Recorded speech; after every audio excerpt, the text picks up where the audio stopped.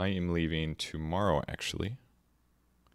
I thought so. This is what happened. So when I was in Katowice, I wasn't sure exactly how much time was in between, and I hadn't gotten my flights quite booked yet. So I was under the impression that I would be leaving like I would basically leave Katowice, come home, and then I thought I would have 2 days off, and then I would leave the third day. But it turns out it's the fourth day. So I actually had 3 days at home, which I'm very, very, very glad I came home because it's been very nice to see the dog and the girlfriend and stuff. And I feel like I have a little bit of a break, even though I've been kind of working this whole time since I've been home. It feels like I have a little bit of a break before the Bucharest major, but feel a little bit more rejuvenated. Clothes are cleaned. Events, man, they're really tiring. Actually, they're really really tiring. I love going to them. I love the Dota and the people and the events, but man, you basically get there and you have like one night off, and then the next day is rehearsal usually, and then you start, and then you're basically doing like you basically get on a shuttle between like 8 and 9 a.m. and then you come home at least at the earliest like 8. So you're basically out of the hotel for like 12 hours a day, and sometimes it goes later up to like 10 or something. So it's like minimum like a 12 to 14 hour day. Minimum like a 10-hour day. There was like one day that I had only one best of three, but you're doing like 2 to 3 series, and you kind of feel like you have to watch all the games anyways to make sure you're knowledgeable. So but the hard part is mostly that you don't have a day off. There's like no day where you're fully off. So at most you'll cast like one, or you'll watch like one best of three, and then you'll be able to relax. But usually it's just a boatload of work, so it takes a lot of effort. Really burns you out at the end. Anyways, it is time to start. Tweet it out. Maybe I should go to Facebook. I don't know if there's a link to the patch update. I'm just gonna look at it in game. I think is what I'm gonna do because I don't want to mess around with using what's it called, Microsoft Edge. All right. I think we'll start. Hey guys, what's up? This is the 7.10 or 7.10 gameplay update patch. This was released probably less than an hour ago. I was just playing some solo queues, having a really good time reporting people, and patch came out. So this is a typical first impressions patch notes review, which means that this is the first time I've read this. I've been minorly spoiled, but almost none. And I'm going to do my best to interpret what I'm reading. Sometimes it's a little bit confusing, and sometimes I'm just bad at math and stupid, and it leads to me saying things incorrectly. So not everything I say here is going to be valid, and it's all just me theory crafting and guessing based on my best guess, basically. On the right side, I literally just got done watching the best teams in the world play Dota 2 for like a week, so I feel like I have a very solid-ish understanding of what's strong in the meta right now. So this will probably be one of my more informed ones. I just hope the patch is a little bit longer than some of the previous ones, and it actually looks like it is a big one, especially because it went to 7.10. The last one was very small. The one before that was it was like moderate, but this one looks a lot bigger. This is a very cool interface. I love this. So let's get into it.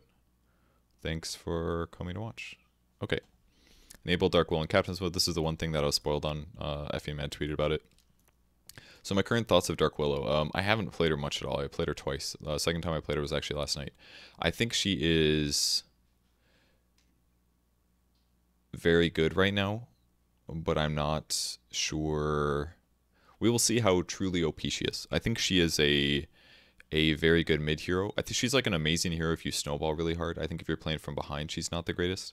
The only time we saw her play semi-competitively was Midas mode, I feel like. So with that said, out of the two heroes, Penglir was by far the more strong one. Penglir was basically listed as tier 1, S tier basically, banned every single time for the rest of the tournament. It's pretty much what we saw. Dark Willow, on the other hand, maybe not so likely to become the most OP, but I think she does have a lot of good benefits. I think like level 1, level 2, she's kind of a crappy support. She has a good animation. That's maybe one really good thing about her. But I think she kind of needs at least like a Blink Dagger to be effective and a couple of levels. But I haven't really, honestly, I barely played her, and I haven't really watched a lot of people spam her. But of the people I saw spam her, it did do very well. Seems like she works a little better if you have a hero like Earthshaker or Tusk to mess up pathing. That way, when you terrorize somebody with your ultimate, it basically becomes a 4-second stun where they're generally in the same area. Something terrorize is definitely very good. And maybe that skill needs a change, perhaps. But we'll see if there's a change for her down below. All right, Bounty Rune base gold bounty increased from 50 to 60. Okay, so bounty runes give no experience at all anymore, is what I'm looking at. The bounty rune base gold bounty increased, so it gives 10 more gold. Affects runes after the first one. The first rune will now give 10 more, and it's no experience at all. I'm actually very surprised that this change was made. For the reason being that bounty runes were a lot of experience in the past. My current theory, and I'm not sure if this is correct, my current theory is that heroes like Nightstalker are less good and not as popular because of bounty runes not giving experience. And maybe Our Spirit is another example. I feel like you can't truly full roam right now just because it's very easy to get behind in levels. That's why dual lanes are a lot better, I think, because it helps guarantee the offlaner gets experience and they can potentially get kills and stuff. I did not do that well in my solo queue games. This is probably partially to offset things. 200 experience is quite a bit. This is the base ones. That means later ones are probably going to be a little stronger. But 200 experience is a full level. If you're level 1, it takes 200 experience to level 2. So this is a pretty big difference, I feel. And this is probably going to help offset some of the 4s and 5s not having as many levels. Melee creeps, gold bounty reduced by 1. Whoa! Randomine now gives a fairy fire instead of a branch. Okay, I like that a lot better. A buff to Randomine, I guess. Bonus hero count increase from 10 to 12. Alright, at which point do they... Alright, I think this is a nice Ironwood branch, dare I say, for randomers. I am a randomer. Whenever I talk to randomers about the random change, we're generally just disappointed. To give you guys the layout of how this worked, for all of Dota history, if you random, you would get a random hero, and you would get bonus gold. It was something like 200 gold more or something. Don't remember exactly. But you'd get more golds. I didn't personally random for the extra gold necessarily. I mostly random because I didn't like having to make a decision about what hero to play. I thought it felt a lot easier just to random, and I like playing most heroes. Like 99%, I really like playing them. The randoming system now, they made these 10 bonus heroes. You get the Mango and the Ironwood branch, and then those 10 bonus heroes also have a Mango. I think the bonus hero thing is a great idea because it encourages people to pick one of those like 10 heroes and encourages them to experience new Dota heroes. That way they can maybe find something else in the game they like, and then they can spend time learning another hero that they're not necessarily weren't interested or knew about before. So I love the bonus hero thing. The sad thing is that randoming has to be within these bonus heroes. So now if you random twice in a row, it's very common. By very common, I mean it's basically a 10% chance that if you random 2 games in a row that you're going to get the same hero twice. And when that happens, it is the most shitty feeling ever. Because when I press the random button, I do not want to get the same hero twice. In the past when it would happen and I'd get like the same hero twice, but it's randoming out of over 100 heroes, it'd be like, oh, haha, that's so random and funny. Like, whatever, you deal with it. But when it's the same hero twice, it feels like shit. So for players that randoming was super nerfed, basically, and became less fun. I totally agree that players I get why they're upset when you random in ranked. I'm cool with randoming not working in ranked. But I feel like on unranked, you should be able to random any hero, in my opinion. With that said, this is also good because if you are a newbie player and you can see which of the 10 or 12 heroes are the bonus heroes, if there's a scary hero in there, you don't press random, basically. So I don't know. I don't know what the happy medium is, but I miss randoming. But this is a better adjustment. I like the Fairy Fire start thing. It's 2 damage, gives you 85 heal when you use it, and harder to make magic wands, I guess, is maybe one reason why they disentangled this. Because if you randomed, you'd have like the fastest wand ever. You buy 1 Ironwood branch, and then you go to the side shop and finish a wand. But now you'll have to invest 100 gold. So I think this is a nice change. In a lot of ways, Fairy Fire is probably better. And this will also encourage me to use Fairy Fire more and maybe see more value in it. So, I don't know, this is pretty cool. But I definitely like that it's up to 12. I think that's a nice change. I don't know if I would go too much farther. If this was anything more than like 15 or 20, it'd be ridiculous, obviously, because then everybody would get Mango starts. But I think moving up moderately to 12 is fine. But I don't think it should be higher than 15. I feel like. Unless they want to just remove the Mango thing altogether and put randoming back to normal. Aeon Disc buffed. This item is very, very rarely purchased. There are a couple of games where people would buy it in smart move moments, like against Storm Spirits or heroes that jump and kill you, kind of a thing. But not sure about it just yet. Looks like some boot changes. Boots of speeds are now expensive again, costing 500, but they give you 10 more movement speed. So it's directly proportional. And for phase and power treads, they only get 5 more movement speeds. That means brown boots are just as good. So this is basically a buff to brown boots, kind of. I mean, I guess they're more expensive. It also makes all boot things more expensive is the other thing to point out, I guess, that I neglected here, considering that everything's more expensive. I feel like the reason they did this is because of all the buffs to support costs. Like, for support heroes, it's actually quite cheap now to buy items at the start. Courier's 50, awards are the expensive part. I just played a game earlier today where I bought like almost everything and I still had tons of money. It felt like it was very easy. So I think increasing the cost of boots is a good thing.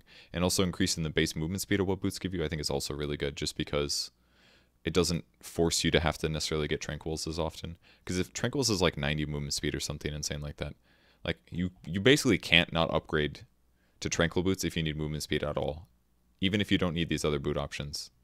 I love this pop-up thing. This is very cool. So this will hopefully let more heroes not have to go that route. Is it 90? I think it's like 90, something like that. So small movement speed increases. Animal Courier slightly increased. Interesting. I don't know why. That's very bizarre to me. Maybe we'll find out later. Added a sound effect for successful procs. That's good. And Soul Ring health cost increase. Okay, so another nerf to Soul Ring. It's finally getting like a tangential nerf. It's not just something like make it more expensive, because it is a popular item right now. But now you're paying 170 health for 150 mana. So slightly less likely for Soul Ring to pay off. And the cooldown is what, 25? So 25 times 2. That's 50 HP minimum that you've regen in that period. But it's probably more like 75 or 100. So you'll definitely lose a lot more HP from spamming Soul Ring. So for heroes like Enigma, if they go Soul Ring, this is going to be more detrimental. Maybe a lot of safe laners or off laners that rely on just Soul Ring alone will have more issues. Abaddon talent changes. Abaddon has not been picked much at all. He was played like once at Katowice from what I remember, and it was against a Terrorblade, and they kind of zoned him. What team was that? Was it when Liquid stomped OG or something like that? I can't remember. But it was picked one game to basically zone and contest a Terrorblade. It did pretty well. Miscoil heal and damage is buffed. This is the perk that nobody gets, basically. I think the other one is armor. Ugh. Abaddon's talents are so gross. 20% cooldown reduction looks really appealing to me. 15, I don't know why. It's not a big difference, but 20 is like, oh shit, that's a lot. 15 looks like, not that much. Just round numbers, I guess. Yeah, his 20 perk is actually really good. I would say for ability draft, Abaddon is a hero right now. Except for level 15, that one kind of sucks bad. Level 25 talent, I think this is fair to nerf this. It was by far the better choice, and it's so much. It would put your shield up to, what, 450? It's a really good perk. Small, tiny buff to Alchemist. Alchemist was used once at Katowice in a cool way. He basically went Armlet Radiance, Octarine Manta, like the typical build. And I thought he made mistakes in items, but once he got to like 25, he got the Chemical Rage regeneration. He basically was just unkillable. And with Octarine, his Unstable Concoction cooldown was 6 seconds, I think, which was ridiculous. So he just threw this Unstable Concoction stun constantly. Like every 6 seconds he'd throw one out. And that alone, and him staying alive, actually was enough to be beneficial. And then of course he naturally built Aghanim Scepters for other people, and that it actually made his carry potential really good. But it was only one game, so it must have been like a really niche example. I think it was Paparazzi that played it, maybe. Vici Gaming, the ultimate second place people. Ancient Apparition, level 15 talent. Okay, so they buffed it to 2.5 seconds. So that's really interesting. I don't think I've ever gotten that talent before, personally. The Ice Vortex is a 4-second cooldown. So this would put it at 1.5 seconds, which is super low, actually. So what's kind of cool about these perks is that they're both kind of survivability perks right now. Health regen is obviously amazing, but if your HP is weak and your resistance is weak, including your armor, then you still die fast. But now you can drop a Vortex every 1.5 seconds, and then you can run through them at a higher speed. So in some ways, I actually really like this change. It feels like something I might actually use now. Because 1.5 seconds versus, what was it before, 2.5 is a massive difference. It's a huge difference. You can almost permanently Ice Vortex somebody if they don't have like a lot of movement speed or something like that. I feel like you can. So I actually like that one a lot. Level 25 talent change from 4 charges of Cold Feet to 900 AoE Cold Feet. Okay, I like that a lot better actually. 4 charges of Cold Feet was potentially good, but I mean if they have any Dispel or Force Staff or whatever, it kind of just sucked. I felt like, I don't know if I ever even, I mean I didn't hit 25 often on AA, but 900 AoE Cold Feet sounds pretty good, especially because it's going to allow you to push, actually. That's the coolest thing. So in the super late game, if you don't just want 4% Ice Blast kill threshold, which is good, you can just Cold Feet an entire creep wave and know that you did like 300 magic damage to it. And then obviously drop an Ice Vortex, and I think these are nice buff changes. 20 is still, I would say that all of these talent tree levels are really good. The only one I'm not the biggest fan of is 60 GPM. I wish it was a little higher, but I like going spell myself, but I know most of the time, almost everybody goes GPM. Anti-Mage getting a buff here to his level 10 talent in 2 ways. Gives 25 more health now, and it also gives strength, which means that he'll get more out of HP regen items. So that's a moderately big improvement for him. 15 talent change to plus 400 blink cast range. Okay, so they moved the blink cooldown back to 20. So his blink range is something like 1100. This is actually like a buff. This is like a anti-mage is better against rupture now, actually. Because now his blink cast range should be far enough that he can blink and not take rupture damage. So that's actually a pretty big advantage to him if he can get there really fast. So basically makes mid-game anti-mage better against Bloodseeker is the first thing I would say. But even then, I think that's fine because by level 15, when anti-mage is 15, Bloodseeker should have already snowballed a lot off of anti-mage. So I think this is a nice change. Makes him a little bit harder to catch, which is okay. Level 20 talent is, yeah, it's just swapped basically. So, and by the way, all of the perks, this is just an overall buff to anti-mage. He lost, except for that it's swapped, I guess. So by the time you're 20, if you don't care what order you get in, you're a better hero no matter what. If you get both of them, I suppose. Oh, and no, actually the other really important thing is that at 15, okay, basically because the perk that you probably wouldn't ever get is a blink cast range, right? Now it's at the same one as agility, and a lot of players will skip that, but sometimes it might be useful, right? But now at 20, it's a slightly harder decision to make, I guess. But I feel like more often than not, people are going to want the agility, and maybe, I don't know if they want the cooldown. I guess I'm not sure. It would be, what, 3.5 seconds? Not sure. I'm not sure if this is overall better. I think it's still... I guess this is overall maybe a buff. I'm not sure. Because the values are better. I don't know. You'll have to ask somebody that plays anti-mage a lot. I don't think he got played at all. Maybe once or twice at Katowice that I didn't see. Arc Warden, some changes here. So he lost cooldown reduction at 20, but now it's at level 10. It's an 8%. The 5 armor perk, nobody ever got that. I feel like everybody will grab cooldown reduction because obviously it works with Midas's and your ulti and all that stuff. Level 15 talent change to flux duration. 3 seconds is huge, actually. I think it does like... Is it like a 6-second duration or something, flux? So plus 3 seconds is huge. 125 attack range, and they put the Spark Wraith cooldown at 20. They left the 25s alone. Wait, is this just a new one? Okay, so the new perk is... They removed armor and they added Spark Wraith cooldown. Spark Wraith is a 4-second cooldown ability, which puts it at 2.5 seconds, and you can obviously lower the cooldown further with like cooldown reduction. So we're looking at like 2 point something, close to 2.5. It's like basically like, it's lower than that. It's like 2.3. A little bit less than 2.3 second Spark Wraith cooldown. That's not too bad. I don't know, Arc Warden just kind of screams like he should be an int burst hero, honestly. Between like Spark Wraith and stuff, like why not just go E-Blade or something? Is that insane? Probably doesn't work, but I kind of feel like at least Veil or something should be a thing on this hero. More so than right-clicking. Like his stats are so bad. He has a lot of strength in int gain. I feel like you should just go nuke items. I genuinely feel like this is worth exploring right now on this hero. Just go like Boots of Travel, Blink, Dagon or some shit with Midas.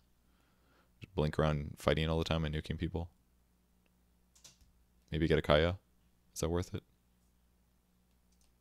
He is an agility hero, so he loses any benefit from him having agility, but I don't know, man. Nukes, maybe the thing. Axe talent changed. 40 movement speed at 15. That's fine. Bloodseeker Blood Rage. Now heals you for 50% of his value if you do not get the last hit, but are within 300 AoE of a dying hero. Did I not do that before? Did they remove that? I don't remember. Is that only for heroes, or is that any creeps? Okay, it's only for heroes, not for creeps. I think this is a nice change for Bloodseeker. I don't think this is going to make a huge difference, though, I would say. But maybe you could be more viable going like tank mode with like Radiance. Not sure. Centaur, level 20 talent. I just played Centaur twice in Overthrow games, and it did not feel good in Overthrow. But I was actually looking at this 20 talent. It's very hard to opt for double edge damage over 20 strength, because 20 strength is so much and it works for your aura and all. But this is now, you can get a 550 AoE magic damage nuke on a 5-second cooldown, which is a lot of damage. It's like 100 damage a second or something. I don't think it's a bad perk though. If you get like a double stun on people, you're dealing like 800 AoE magic damage, not including your ultimate. Strafe projectile dodge count increased. I actually like this. 3 was too little in my opinion. It's very situational. I like 20% evasion. I think that's a good talent change. 30 Searing Arrows damage is way too hard to pass up in my opinion. It's a huge damage increase. So 20% evasion as an alternate is, I think, a nice compromise. I still think his level 10 kind of sucks, though. Crystal Maiden buff, she's pretty much unpicked. 250 health and 120 GPM at 15 is also really good. That might encourage me to play CM more, to be honest. The mana loss reduction aura is not a bad thing, but it's a lot better with heroes like Storm, for example. But 120 GPM is really good, and 250 health at 10 is kind of insane, actually. It's a free vitality booster just by hitting level 10. Could really make her more viable. They still have she's still super slow, I guess. Boots are a little bit more expensive. I don't know, maybe she's just too slow. She also is she's way too vulnerable right now in the laning stage, I would argue. She kind of needs like a really strong dual lane or, not sure, help. She's so slow, but she does do 150 damage with 1 skill point. That's pretty good.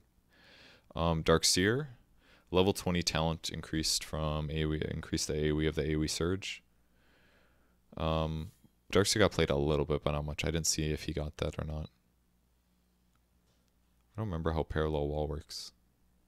Can we do this without ruining everything? Probably. Just want to demo it really quick to look.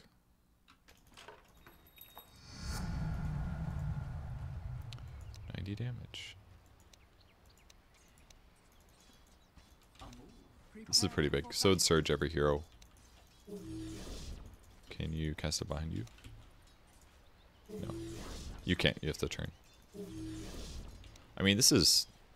Honestly, that perk is really good. 400 AoE surge is kind of insane. That's a 7.5 second duration on haste. Like, it's actually so valuable against the right lineup. Like, you could look at that. I feel like this is just like another buff in the right direction. I really don't know if it was skilled or not, but 15% cooldown reduction is also really good. Oh, okay, that's how that works. It's so wide though. Okay. I wonder if that's a good thing. I mean, hypothetically, this would be kind of cool because if they're all around, I guess I kind of like the spacing. 150 Iron Shell damage is also really good though. Those 25 perks I actually feel like are very good. 1 second slow duration. Doesn't deal damage anymore, is that right? Am I wrong? Does it not do damage anymore? Used to do like 100 damage. I guess it doesn't. But the replicas do 90%. I kind of like how that's parallel though, because really if you... Can I vacuum 2 though? The only problem is like it's hard to get people through both, I suppose. But if somebody's standing here, I could hypothetically... I guess either way, no matter what happens, it's going to be hard to get somebody to go through both. Okay, Dazzle buffed by 5 movement speed. I don't know, I haven't played Dazzle since his change, but I feel like as a hero, nobody touches him right now at all. Maybe because there's so many good heal options right now and things like... he just doesn't scale in terms of ganking. That's always really tough with him. Like, it's very important to have, at some stage in the game, some gank options. And something as simple as, like, Poison Touch is just weak. Like, if people want to go high ground, they can go high ground with heroes that are so much better than Dazzle. I know, they have to, like, change Poison Touch to be really good offensively for Dazzle to become useful, I feel like. But maybe people are just not appreciating him enough. Maybe there's some, like, dual lane that he can really be used with, like Nature's Prophet in the offlane or something. That could maybe work. But why pick Dazzle when you could just pick Terrorblade and Sunder people, right, guys? Plus 45 Poison Touch DPS is actually a lot, though.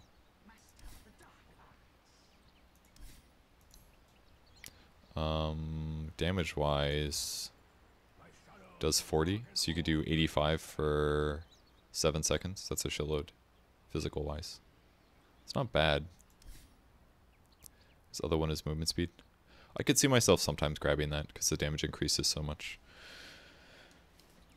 What's the damage? 85 times 7 minimum. So it's 595 physical damage. That's pretty good.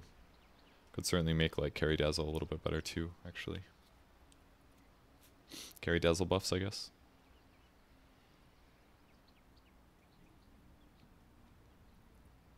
But if I'm playing Carry Dazzle, I really want 50 movement speed, to be honest.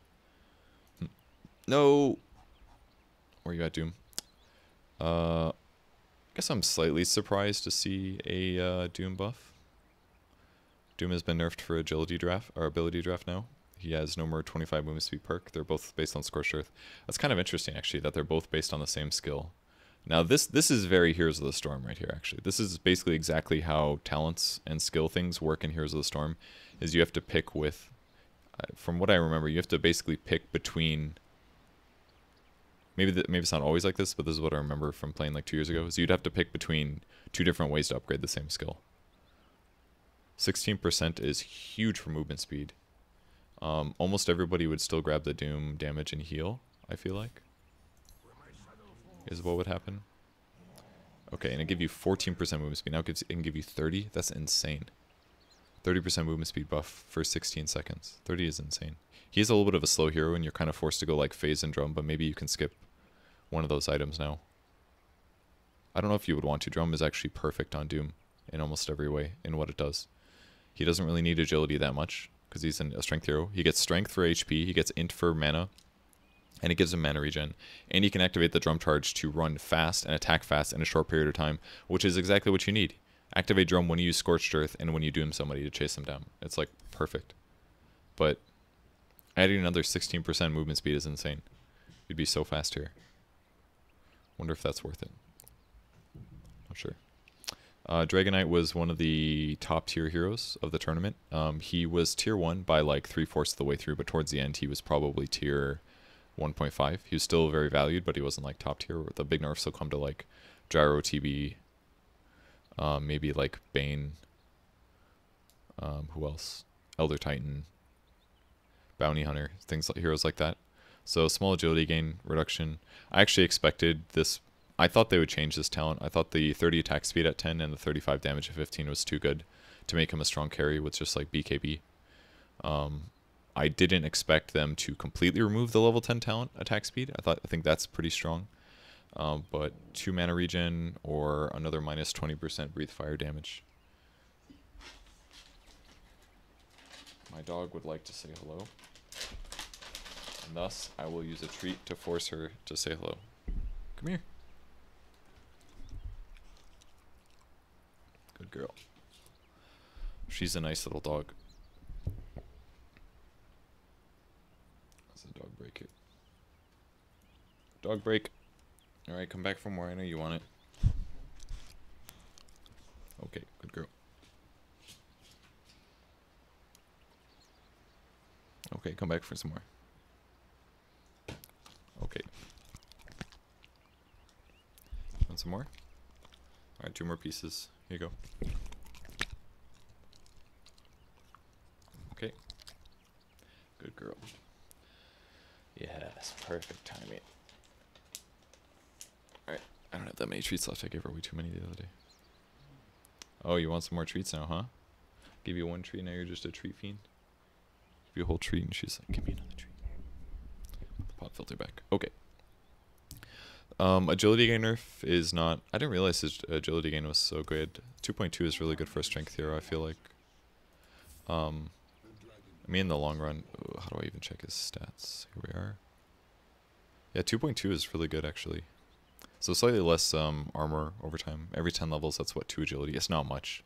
It's really not very much, but might feel significant. Mostly the level 10 challenge is a huge change. Because this is more than anything, this is less attack speed over the course of the game. Very little. It's like 5 more agility, which is 1 armor by the end of the game, and 5 attack speed. This is very inconsequential, but it's something. But the losing 30 attack speed is huge, because now he needs like another attack speed item to feel like a decent damage hero. Oh yeah, that's right. That's what I wanted to check. I wanted to check what Breathe Fire is by itself. 25? Yeah. So that could put you up to 45%. If I remember correctly, actually, I actually want to double check what type of damage reduction this does. This actually will work fine.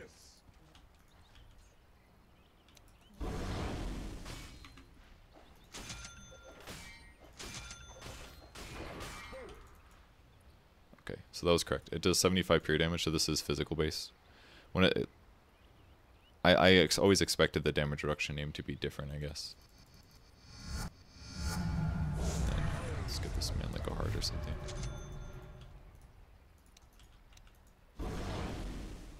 Yeah. So basically, the tooltip is wrong, but that'll probably need to be fixed. But 45% damage reduction, you could hypothetically pick Dragon Knight against illusion-based heroes, or heroes that buy a lot of stats like Agi carries, that kind of a thing. I would argue that that perk is actually pretty decent. 20% is pretty huge. It's basically like Anchor, he's got Anchor Smash now. Basically pick Tide and Dragon Knight and completely reduce people's damage. 2 mana regen's super fantastic as well though, especially scaling late games. Maybe that's better. Not sure. Depends on the game, I guess. But I could definitely see myself getting this sometimes. Drow Ranger, level 15 talent, Gust Knockback increase. This is a pretty big difference. And yeah, I don't know if you guys ever played Drow and gotten the Gust perks, but they're actually really good. They accomplish a lot. See, I forgot that they added that one there. They removed her. She used to have strength. She used to have stats and HP at 15, at 10 and 15. But now it's just attack speed and gust distance. I mean, that distance is huge. 550 is massive. Drow Ranger. I just found her as I went to type. Dang it.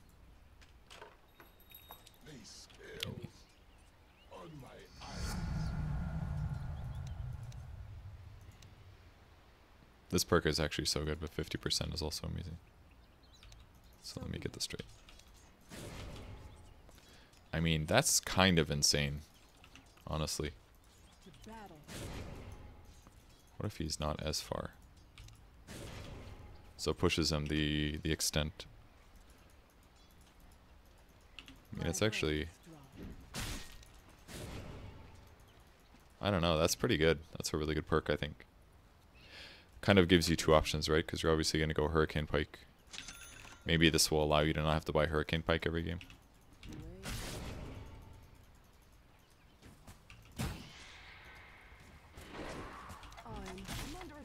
And then it's off cooldown again. That's actually crazy. So once you get the cooldown perk, 6.5 second cooldown on that. That seems very valuable to me. Hey, don't whine at me, I just gave you a treat. I know. I know. I know. Ember Sleight of Fist bonus hero damage increased. Very slightly by 5 per level. The physical build hasn't really been popular in a long time. I think these are the numbers that Sleight of Fist was at when the hero first came out, if I remember correctly. The Battle Fury was like insane with it. You could deal so much damage. These numbers shout to me. I remember I played Tide support on Zephyr once, and MVP Phoenix picked Ember, and we checked all of their Doduos, see if any of them had been playing Ember Spirit, but we didn't check Forev because he was playing offlane, and they just played Ember Spirit and he wrecked us. Part of the problem was I was playing support Tide Hunter, I'm sure, and I was ravaging lane things, but yeah, physical Ember builds, just really not good. The hero has 2 weak base stats. Split pushing is good and all, but you don't really need Battle Fury to do so. Nerfed Enchantress, she's been pretty popular as an offlane hero. She was picked a moderate amount during the tournament, not always, but selectively, just because she stands in lane and doesn't die. Mana cost increase is going to hurt her. Gyrocopter has been nerfed. Oops. Actually, this is a good idea. Flat cannon are really hard to see, so being able to see them coming is going to be a nice benefit. Missile bounty increase. This is one of those nerfs where you're like, he's still strong, but it's it's technically a little detriment or whatever. Punishes bad homing missiles, I guess. But and really, this is the only way you're nerfing him, really? I mean, This feels like a tiny, tiny little baby nerf to me. Maybe this is big. Technically, this is 3 nerfs. This one is like pretty inconsequential in my opinion, but I mean the 26 seconds at level 1, yeah, that's decent just because it's usually left at level 1 in the early game, and it's kind of a very good level 1 skill. But I really thought the gyro nerfs would be a lot stronger to me, considering that he was basically like he was like top 3 cores in the game at the tournament for sure. These are like almost no nerf. It's almost no nerf. Late game, no difference, which is fine. I guess late game gyro is not the same. It's like his early and mid game strength that's so powerful. Let's go see what the projectile looks like, I guess. Gyrocopter.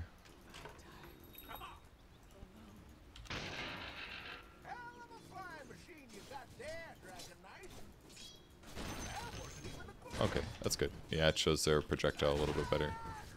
I think that's a nice change. I think that's a good little graphical thing or whatever. Oop. Okay, Invoker. Alright, I was literally ranting to myself about this talent last night.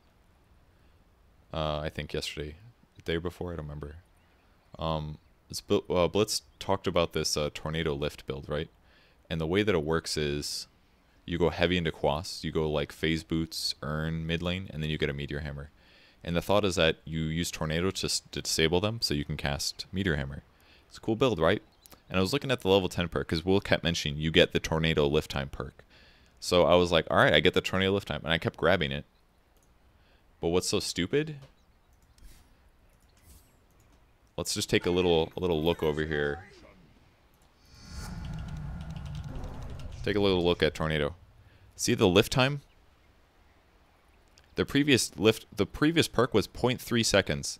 That means that instead of getting the talent tree, I could literally just put another point into Quas, which is better because that actually makes my skills better.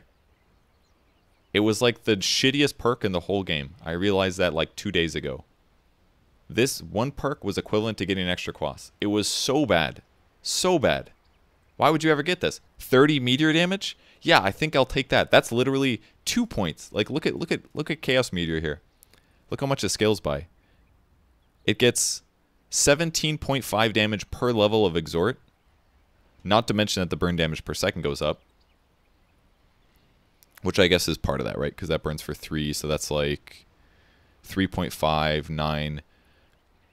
So I guess it's semi-comparable. Because that's getting 17.5 plus another 9. I guess it's pretty similar in a lot of ways. Because the Chaos Meteor contact damage. I guess both of these points kind of just suck, to be honest. Except that the contact damage is technically better because it's more upfront, right? But basically, like, it was the shittiest perk ever. And even to make this build work, you need like a shitload of levels of Quas. Because at this point, my Tornado lifts for 2.6 seconds. And Meteor Hammer, I know this is hard to believe after watching all those Naga Sirens, but it's a 2.5 second cast time. So you need like a lot of Quas levels. On the bright side, this would now allow you to maybe get like 1 less Quas level. Or 2 less. You could get up to 2 points. So that would be 5 Quas levels. And then you could get this perk and be at 2.5 seconds. Which is just enough to cast it. So what I should do actually is try this like one more. Let's test that out. Because right now that perk is like worthless and there's no reason to get it. But that makes it certainly a lot better. Go to like level 10 or something.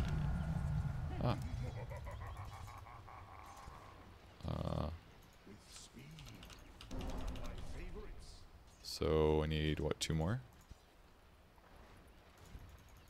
Okay, and I'm level 9, so I'd probably do this. And so basically, as soon as I hit 10, this could work. This actually lines up really nicely. I like this change a lot. Because I've been trying this build a lot the last couple of days, if you saw any of my Facebook streams. So you could basically level up to 10 and instantly get this perk. And by doing so, I now have a 2.5 second Tornado. So if I Tornado somebody, I can instantly cast it. That is actually a really big buff to this build. Because before, that would take an extra level. So I'd basically have to be like level 11 before I could do this, but now it actually is far superior. Is actually so much better. Props to the team for changing this. This is a massive difference, and this is basically, in my opinion, this is the only way this perk is actually valuable, is for Meteor Hammer stuff.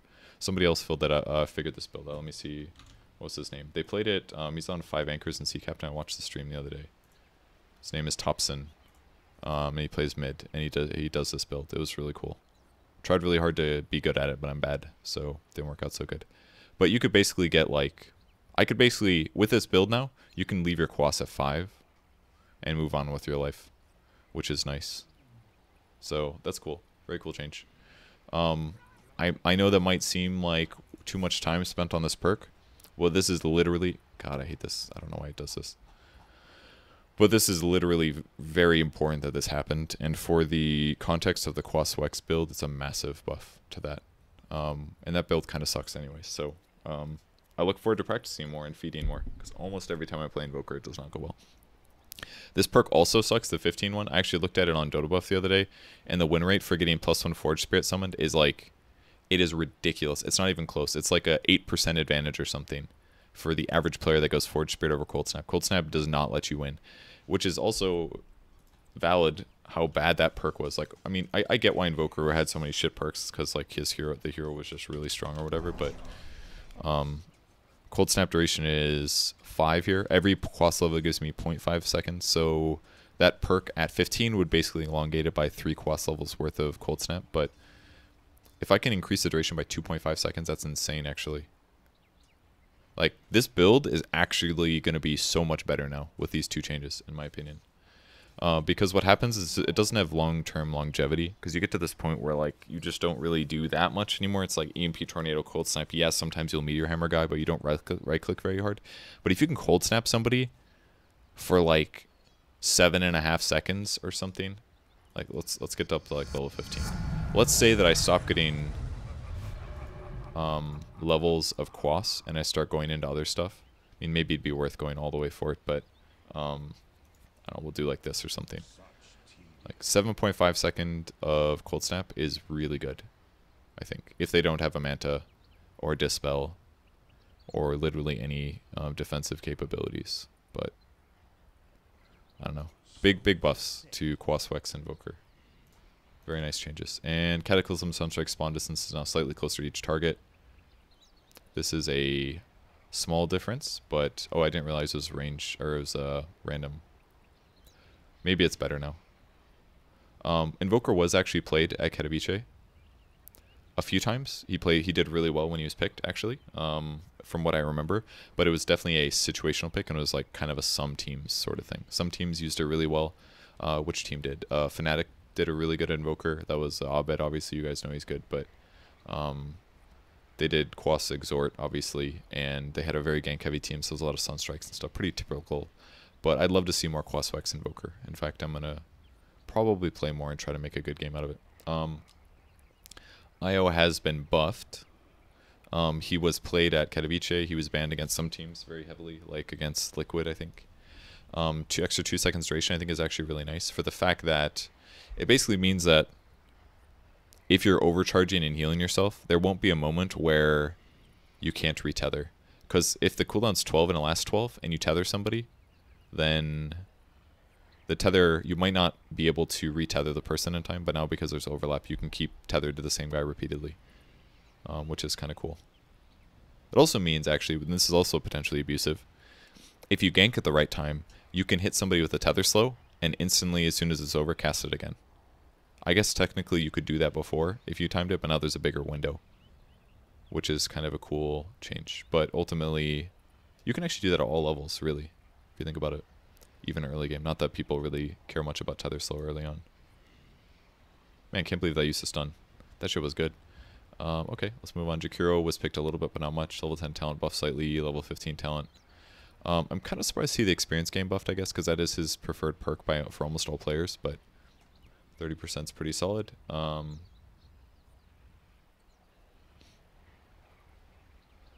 Sorry, was somebody spamming? But I don't think anybody ever gets 15 perk. I think more players probably should, honestly. I always look at that. I always looked at that perk and I was like, nah, I don't need that. It's not good. But I think it might be worthwhile a little. Let's go take a look at Jakiro. So, I personally very often feel like I want to take the dual breath burn because I like doing damage. It helps you push lanes. 40 is a lot. It's a 50% increase in terms of dual breath damage. You go from 400 AoE to 600. That's huge. Really good perk. But attack range, the cool thing about it is that now you can apply liquid fire a lot safer. Is, I think, should be the thought. And in fact, once you get to 20 now, if your attack range is this, and I'm basically like a really long range hero now, I can apply liquid fire to the right heroes. And with a 5-second or 4-second cooldown, you can actually apply this to the right carries in a lot safer way. Because before you'd have to walk all the way up. 400 range is like nothing. But now you can basically do this from a safe distance all the time now. I actually think I'll probably try this perk out more. I haven't tried it before this, but they're basically saying like, hey guys, come on, try this stupid perk, damn it. It's probably worth getting. Not to mention you can be farther away from towers when you siege them. I don't know, this one seems really good to me. This perk got added recently, I think. 150 GPM is insane, that's so much gold. But adding an extra 60 attack speed is also really good. 150 GPM is insane. That's really hard to pass up. But if this applies 120 attack speed and your range is like this, I feel like if you get this perk, like you should probably get the liquid fire, depending on how the game's going, of course. But if I'm adding 120 attack speed, and I can add that permanently to the same guy, like an enemy carry or something, if they don't have evasion, that's really valuable. Assuming they don't have BKB, of course. But. And then obviously you go Ice Path, almost always, unless you have like... This one's potentially good too, of course, but... Nice changes. I think these are actually pretty huge. I don't know if I'd say this is a huge buff, but I'd say this one is nice. And if you... They're kind of encouraging people to go down this path, and I don't think it's a bad idea. Could help Jakiro have better like mid to late game longevity. Buff to Kunkka as a core, which is fine. Basically only a big... Why does this happen? Some like weird bug from tabbing in or something. Core Kunkka, basically 4 points in Tidebringer, and this is much better. We haven't seen Kunkka played in that way in forever. Support Kunkka is the only way. I think I saw him ban a few times at Katowice, but not much. Oh, it's mana cost. I was like, what is different? Okay, so it's cheaper at level 1 to spam. Lesh has basically been out of the meta for a long time. So this would make him a little bit more viable as a support, but not much more. The slow duration is 0.7 up to 1 second, so it's kind of like a decent level 1 skill to slow people. Not too expensive. This is the... So he has a better Scotty at 25 now. I mean, they had to buff this. Like, Ice Armor provides 30 HP regen is, like, ridiculous, actually. It's actually ridiculous how good that perk is. Makes your whole team unkillable. So I guess it would make sense to transition Lich into a slow machine.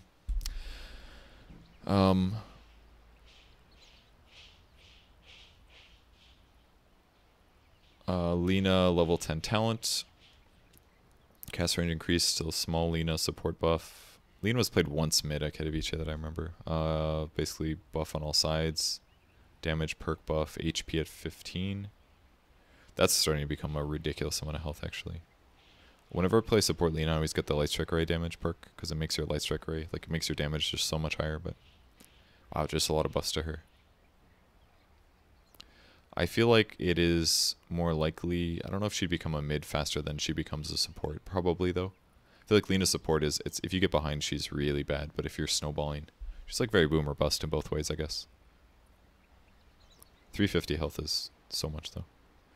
Rescaled mana drain slow, 25% level 4, buff to his damage at 10. I mean, I don't think he's going to become a mid hero ever, personally.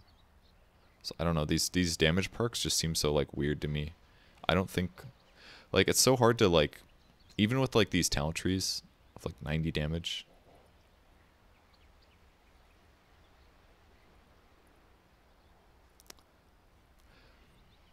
Like it's very hard to make a mid hero, I guess.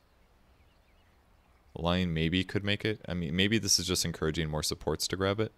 But in the same vein, like Lion pretty much always buys Tranquil Boots because he needs movement speed so that he can initiate better. But if he has Tranquil Boots and he goes 90 damage, he doesn't even attack that fast. It's like you have to go Treads or something to make use of that perk. And it's a really good perk with the hero, really, because the hero's damage is not high outside of his ultimate. So like a 90 damage perk is great, but you also need to get Blink Dagger.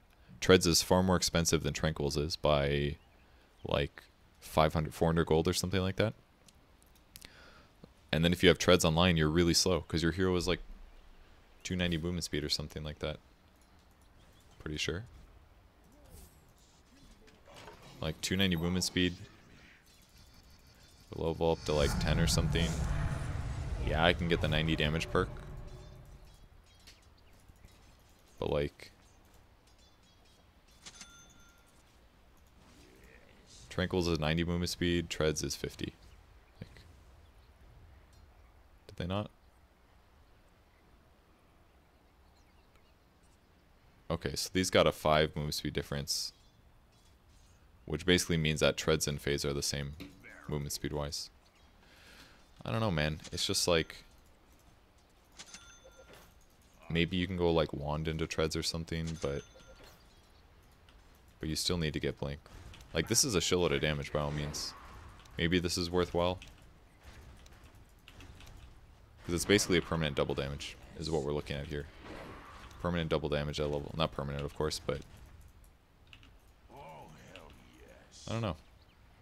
75 cast range is not much. Almost all lines I've seen go cast range. But 90 damage is becoming encouraging.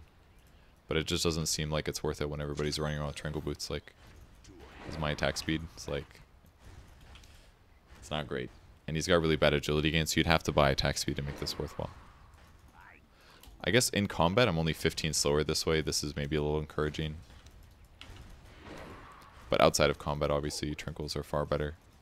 380 movement speed versus 340, and it's more expensive. By 200.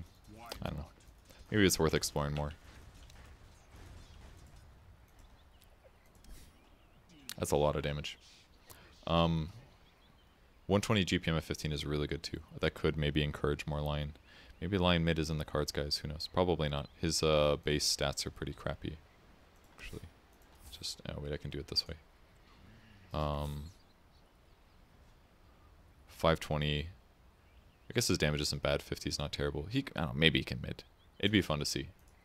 Not sure if it's a thing, but it's maybe too vulnerable. Scared to click. Lone Druid Spirit Bearer health regen is increased by 1. Level 15 talent is buffed. Savage Roar cooldown. Yeah, I don't think anyone ever really grabs that one. Savage Roar is the one that makes enemy heroes run away. I think it's a 20-second cooldown, so this puts it from 12 to 8. 10 to 8. Is that right? Lone Druid. Yeah, so 8 seconds instead of 10-second cooldown. It's really good. You can put that down to 6 if you have an Octarine core. Don't get an Octarine core on Lone Druid. I don't think that would be very useful. But maybe if you get... What's the battle cry cool? Now I gotta do it. I just gotta do it now. Let's test it out, guys. So, let's get health, cooldown, cooldown, cooldown. Okay. Get a little bear out here. We got a roar. So we can roar. Oops. Damn it. Hold your damn horses. I have some, like, command on where my creeps don't hold when I press stop or something. So I have to press actual H. They can roar all the time. What I was curious about was the battle cry. So it's a 20-second cooldown, right? Yeah, there's no way that this is in any way good, worth doing. This one's pretty crazy, actually. If you got an Octarine on this hero, so I could go BKB for 5 seconds every 15.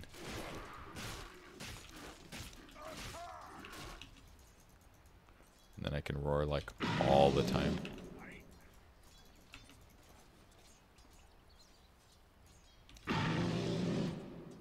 Think about it, guys. Don't do that, but it's cool to think about. I think that Battlecry cooldown perk is potentially good. It's just hard to pass it up for Rabid. I think the best reason for it, the Battlecry cooldown perk, is for spell immunity at 25. Those two together are valuable. If the spell immunity is not there, it's just not worth getting the Battlecry cooldown, I don't think. Let's say Luna almost inconsequential change. She was picked once, maybe twice, maybe Katowice, maybe a little bit more, maybe I didn't see them all. That puts her at a 2-second cooldown for Lucent Beam. That's actually becoming stupid. I know that I'm talking about Octarine Core a lot, but it's important because we're talking about how to abuse heroes, and all the perks make a lot of weird shit happen. But if we have a Luna here, and you go something like this, and I've got this like 0.8 second stun on a 2-second cooldown, this is becoming like very valuable. I just tried this a bunch in Overthrow in the last couple of days, and it was pretty bad. But now, on a 2-second cooldown, we're kind of talking here. Especially once you finish your Oct.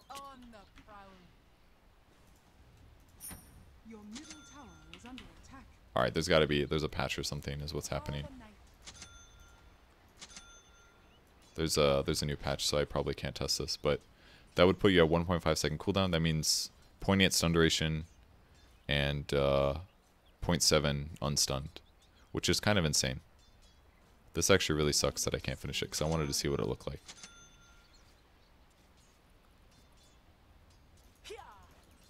Restart demo. Okay, I'll try it again. Was it a demo bug or is it a patch? Bought too many items, so bugs. Okay. Okay, there we go. Ooh, ooh, ooh. Prepare for battle.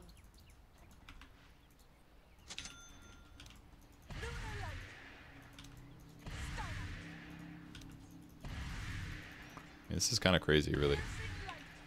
It'd be so fun to do this from like a support perspective or something. Go like Tranquils or something in this. Just like, oh, we're starting a fight, guys. Here we go. You're basically playing like a worse version of Zeus, kind of.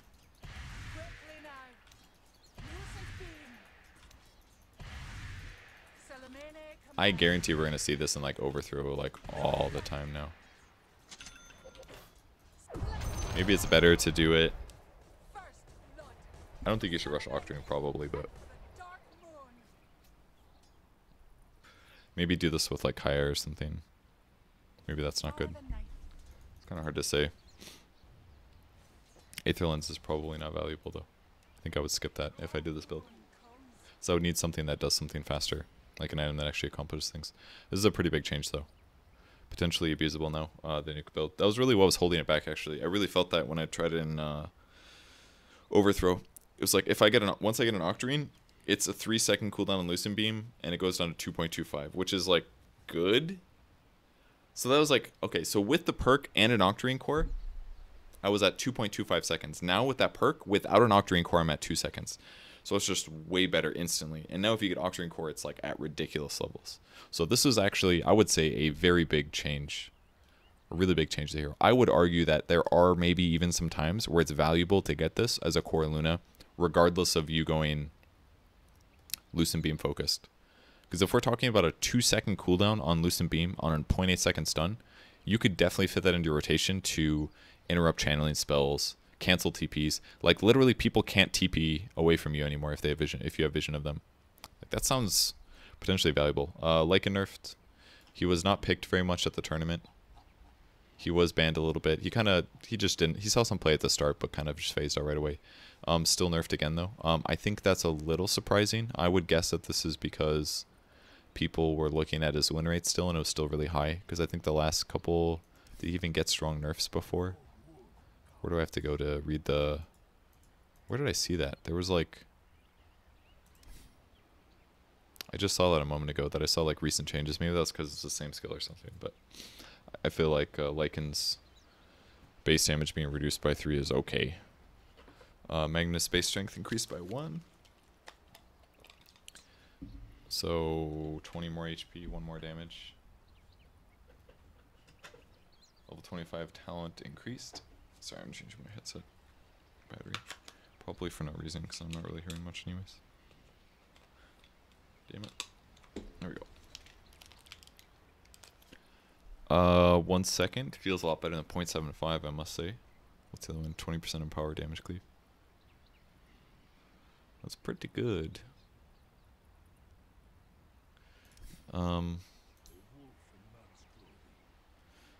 Magnus.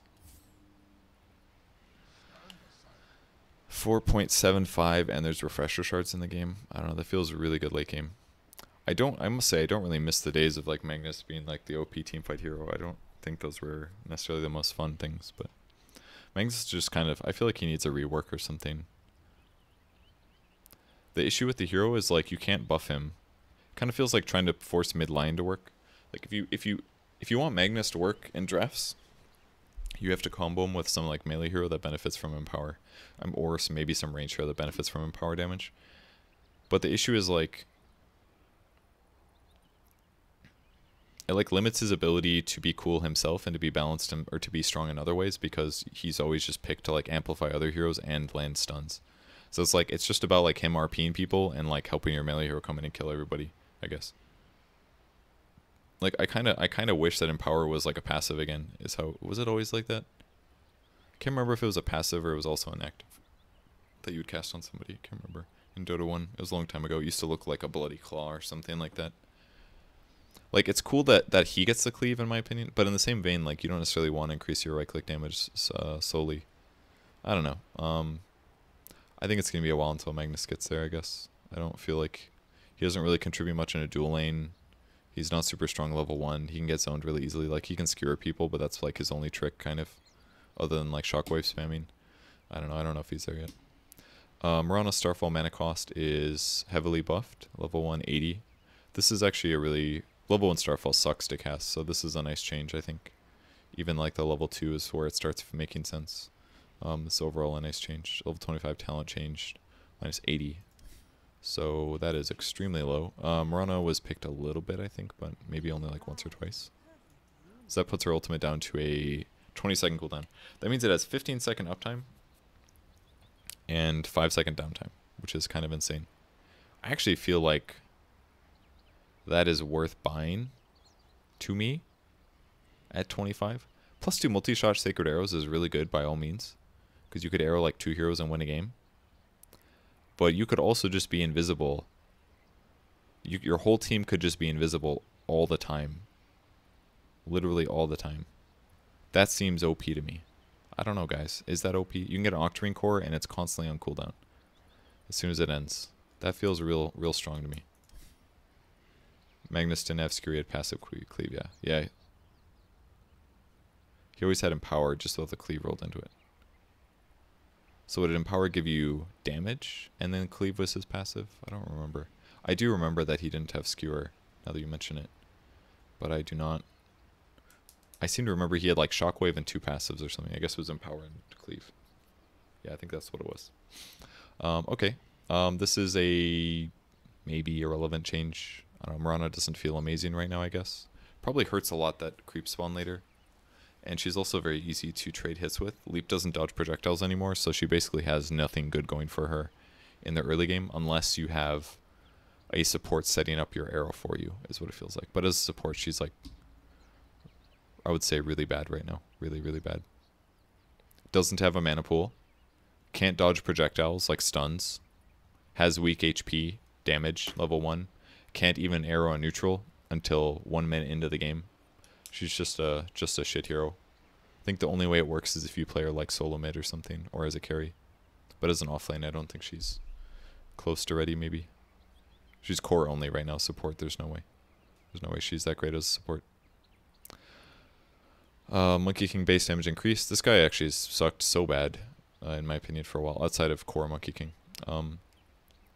Base damage increased by 2 is an okay change. That talent actually was so bad. 150 Tree Dance Vision A. We have tried it a few times, but it just like didn't feel good. I like that those 2 have been buffed heavily. Like all the talents they're buffing here are all support talents, basically. Massive buffs to those. The problem is I still think they're kind of going down the wrong path a little. Monkey King's inherently also extremely hard to balance. I feel like it's hard to fix him with just talents personally. The issue is like he's either too god tier at trading all the time and it's just OP.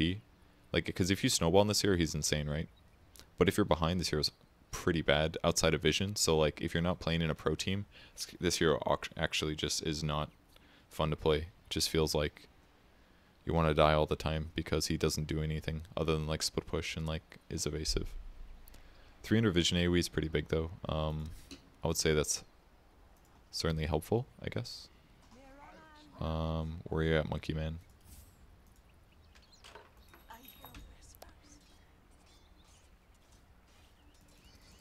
Especially like level 10, I think that's really the biggest, benefit.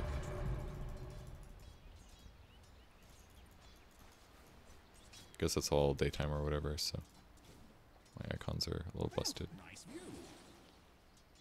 mean, 300 is huge. This is like 300 here. It's basically like you can see normally. This is pretty much like what his vision was like when he was first in the game, I feel like.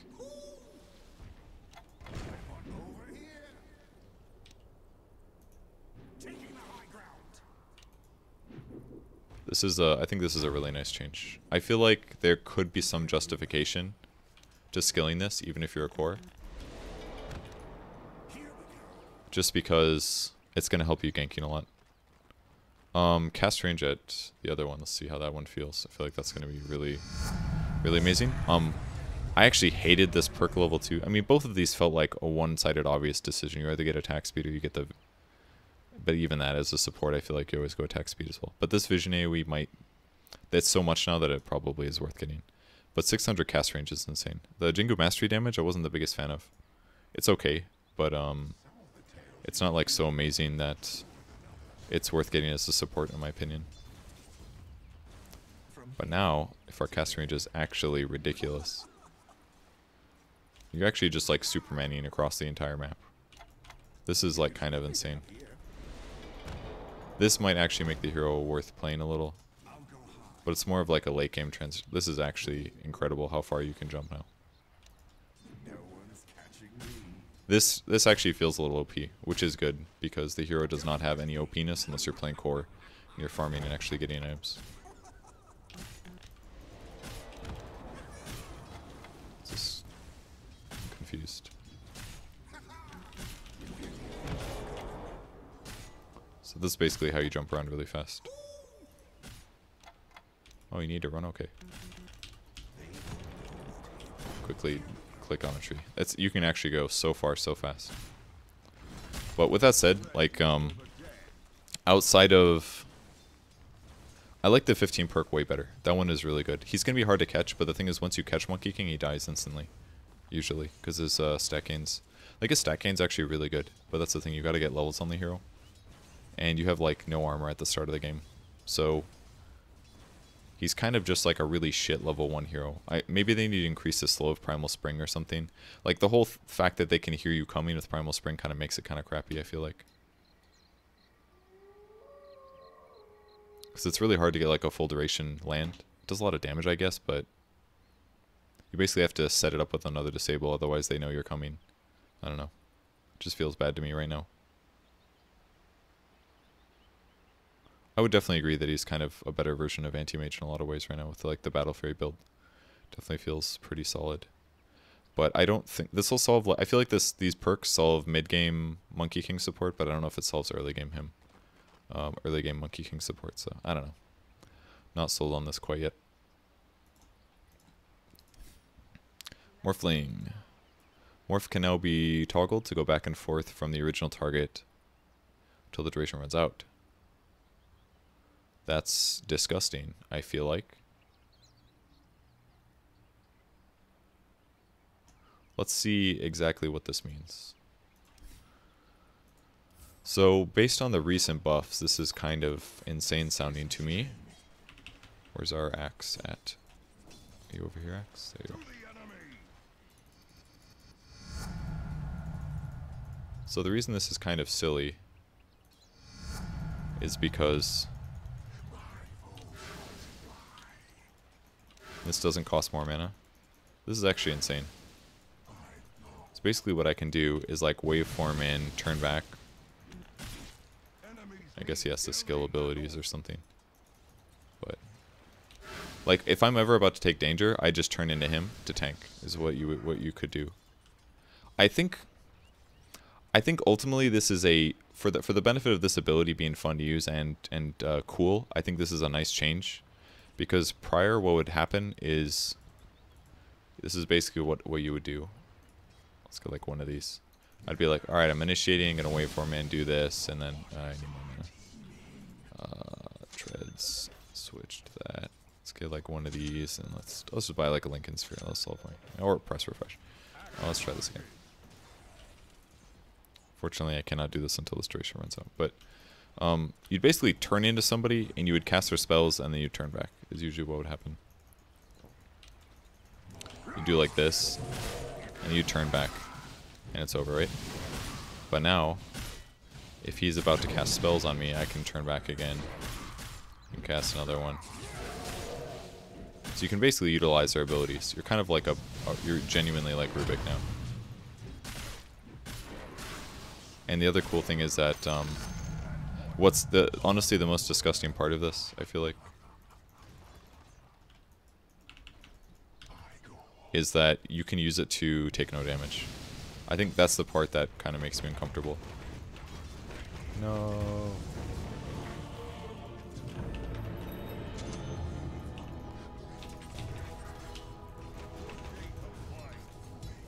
Come to me, little axe. I don't know. Like, it seems kind of insane to me that I can basically do this. Oh shit, I'm taking damage. Oh, JK. Oh, JK. Oops, still died. So it's like I have two separate health points. If I'm about to take damage, I can turn into axe to tank damage, and then I can turn for that brief period of time, and then I can turn back. I feel like this is like the most... I feel like this is like insane that they did this. This feels a little insane to me, I guess. This feels too good. Feels way too good. Like, in my opinion, they needed to coincide this change with a duration reduction, without a question. Like, they 100% needed to reduce the reduction. 20 seconds is way too long. I mean, I get that it's your ultimate and all, and I guess you still have to spend the mana on the skills, and it's a really long cooldown or whatever, but, like, that's really, really good. I don't know, man.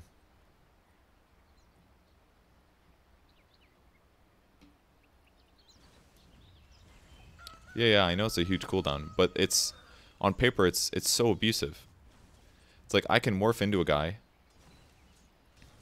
use his spell, morph back, and when I'm about to take damage, I can morph instantly. Is there even a cast animation?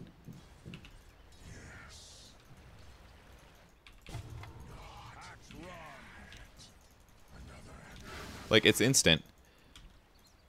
If this guy's like, I don't know, create hero vengeful. Let's see if this works. Like, if Agnes body over here is trying to throw a stun.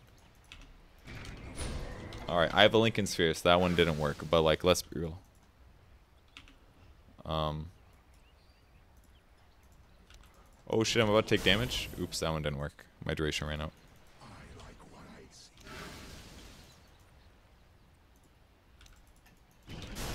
Oh, it took damage? Nope, JK. Like, it just... I still get stunned, but I take no damage, because you take no damage in morph. It just feels a little bit broken to me, I guess. Is that crazy? I don't know if that's crazy or not, but...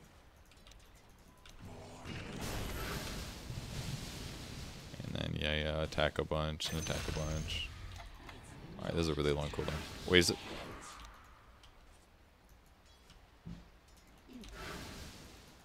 Okay, I guess it is about right. Either way, like, I think it might be too strong, potentially, but I like the change. They've basically gone from the beginning, making morph actually like a good ability. And I'm sure that they wanted to do this from the start. What they're doing now, all these changes with like how much mana cost, maybe not the mana cost, but like go back and forth, have their HP, your HP and mana is their HP and mana. You take damage, you don't take damage. Like, they keep buffing this ultimate to actually be a real ultimate. I feel like it's actually a real ultimate now. It's finally there. This is like actually a real skill now. Because before, just morphing and then casting their spells and morphing back was like the dumbest shit ever. It's like, cool, you cast a tombstone and now you're back to your hero. Like, that's your ultimate. But now it's like actually something you can abuse in a cool way. So I look forward to seeing pro players play this. I feel like people will pick this 100%. The negative is that he's definitely pressurable in lane. Very few players very few teams picked Morphling in the last tournament, but I could certainly see him be explored a little bit with this ultimate change. Now that you can selectively take no damage, assuming you don't die during it or get chain stun. Naga Siren has been interesting. Does that mean... Well, let's try it out. Song of the Siren mana cost. So the issue with Naga Siren, she's one of the top heroes of the tournament, was that you could perfectly cast... I've never done this before in my whole life, so let's see if it's as easy as it seems, or as what people explained it. So the issue is that people would cast Song of the Siren, and then they would get a kill. This is what they do. They cast Meteor Hammer, and then they shift Q. I'm holding T. Okay, let's try this again, see if it works. Technically, this is already in, right? Cast Song. Holding Shift and pressing T.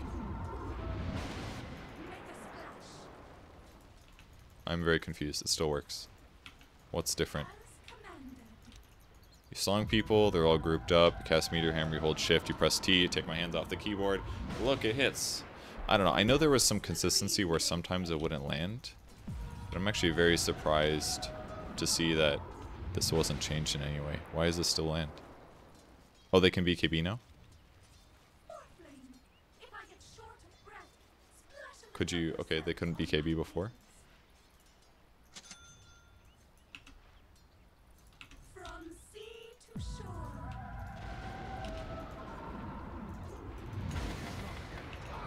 So they couldn't do that before, I guess? I feel like I saw some heroes do it.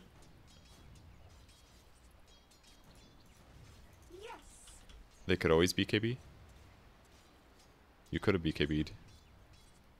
You could not phase shift out of the combo? Okay.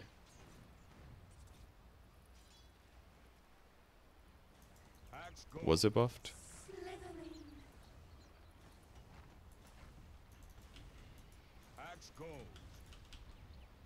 They command to dodge and blink now? Alright, I'll just have to take your guys' word for it. I don't know the timings that well.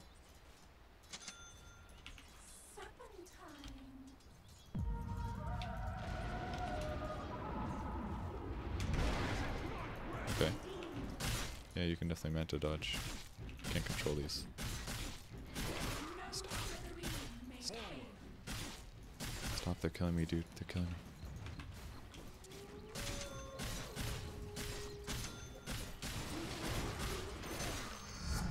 Stop.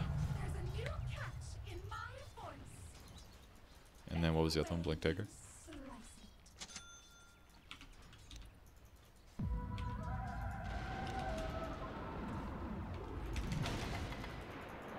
Okay. Huge change. I did not realize that you couldn't blink or manta out of it, but that's a big difference. So basically all these common survivability items are now a solution. Huh. And by one of these, I just wanna, oops, show you can place it. Oh shit. That doesn't work. Okay, and then what was the last one? I just want to test like Force Staff or something.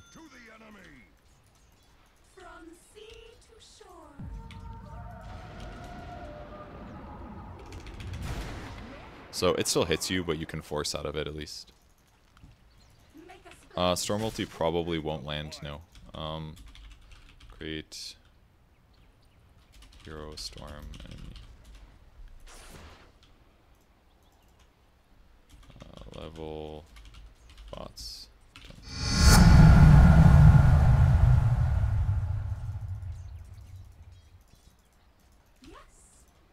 This probably won't work because the animation is, I'm sure, too long.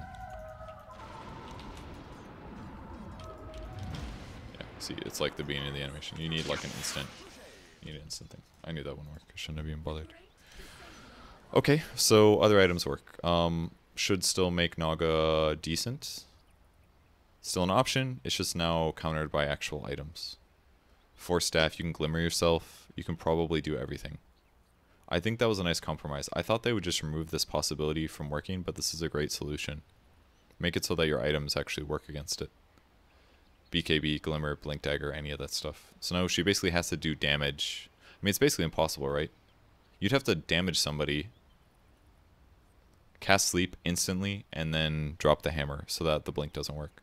So basically, if you get a Blink Dagger, you can avoid this combo from now on. If the sleep lasts for more than 3 seconds, it's countered. Unless they have like an AoE disable or something. So this is actually means there's a lot of things that counter this combo. So I don't know if we'll see Naga as much. It's probably still a very effective early game, but she doesn't always rush it so fast. So I don't know. We'll see how that adjusts things in terms of how powerful she is. Mana cost going up is going to hurt too. Nature's Prophet is nerfed at level 10. He was played a little bit at the tournament, not a massive amount. I don't know if I would say he was really successful. He worked sometimes, but other times just didn't do much. Level 10 talent, movement speed buff, and 15 is an armor buff. Those are the 2 perks that people don't really get. He used to have a HP perk at 10 actually, but they removed it for this movement speed thing. Interesting. Would I say this is a buff? No. I mean, he's technically nerfed, right?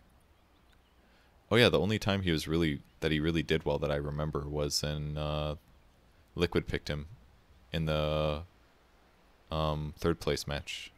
I'm actually very surprised he got a nerf, I guess. I guess he was picked a little. It's probably fine. These are like barely nerfs. This is like barely a nerf, and this is overall buff. So Necro has not been touched in forever, I feel like. 30 movement speed, do 16% Ghost Shroud slow. This hero is now a little bit worse in ability draft. Rest in peace, ability draft. How much slow does it provide currently? 24%. 6 per level. So that puts it up to 40. That's pretty good. 40% slow for 4.5 seconds on a 16-second cooldown. My dog's groaning. Versus a 40 Death Pulse Seal. I don't even remember that perk. The 15 kind of sucks, I feel like. I mean, 40 is kind of a lot for healing allies for a push, I guess, but...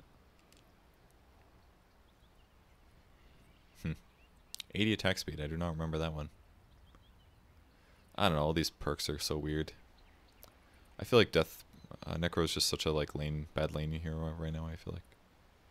He's got like no HP, awful movement speed. I feel like they need to buff his movement speed or something. He's so bad at lane.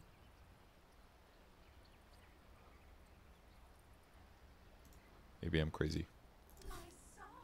Ogre Magi buff, level 20 talent. That's not surprising. It's very hard to get the Bloodlust attack speed. Or hard to not get it. 40 strength is insane though. That's now 800 HP. And how much regen increase?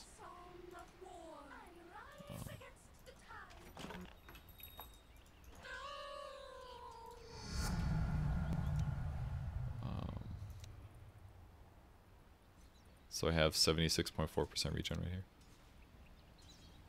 It's basically a full 25%. Gives you 800 HP and 25% more regen from any regen items you have, which is not bad. It's definitely very easy to get to like some place on this hero where you just frankly don't take very much damage.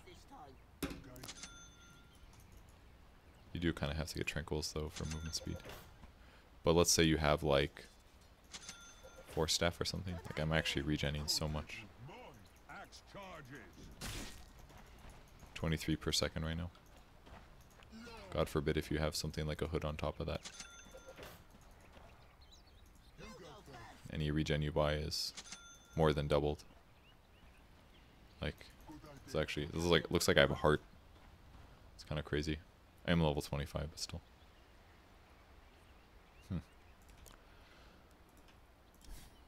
I don't know. Probably still not going to be picked though, much.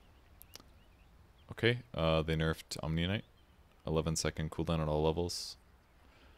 Omni is another one of those heroes that's like hard to buff to be good in a support position, I feel like. 11 is probably fair though. I don't think this is too bad or too unfair. I just feel like he's just not a good support. His ability to do damage is like, I don't know, I guess you can trade with him. Like you could probably zone heroes using Omni Knight, but I don't know. It just sucks that he doesn't feel possible in another position. Maybe his 10 perk is too good. But this is like a big laning nerf as well. Kind of like just a big nerf all around.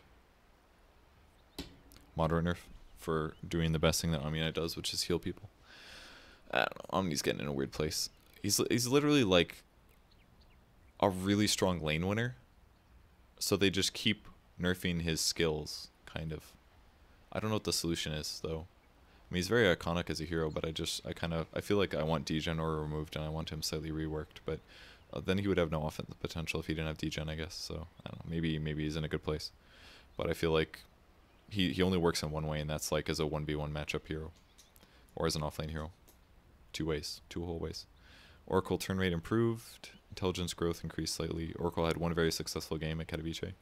Liquid picked him in the perfect moment, and it worked really well. Astral Imprisonment mana cost increased.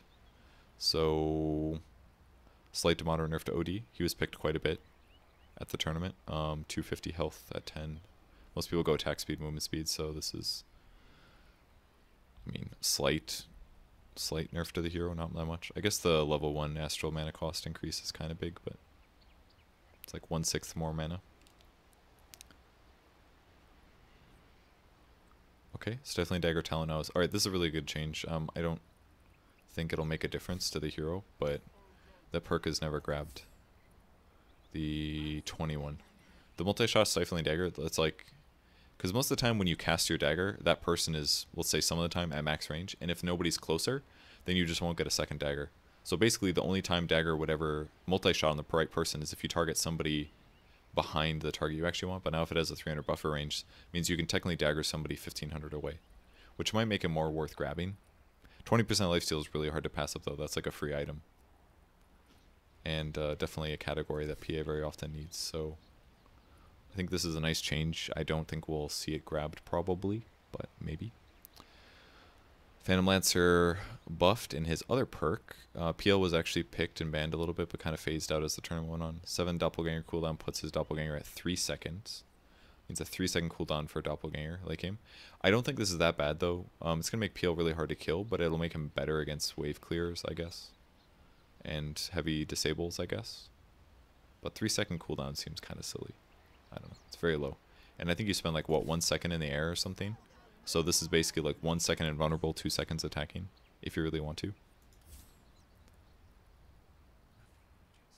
Yeah, it's a 1 second.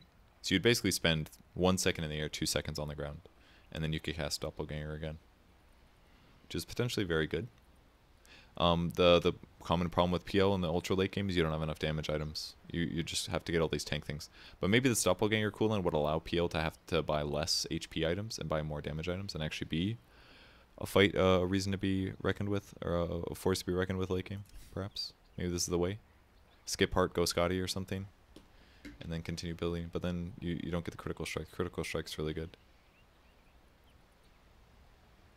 It's like, what, 30% damage increase? 30% chance to get 2 times damage. Is that right? I know I did the math wrong last time when I did this. Same with the Ricky one. Yeah, it's a 30% damage increase, I believe. Makes the Radiance build, I think. That's true. NP has been buffed. Oh, I'm sorry, you guys are right. I read it backwards.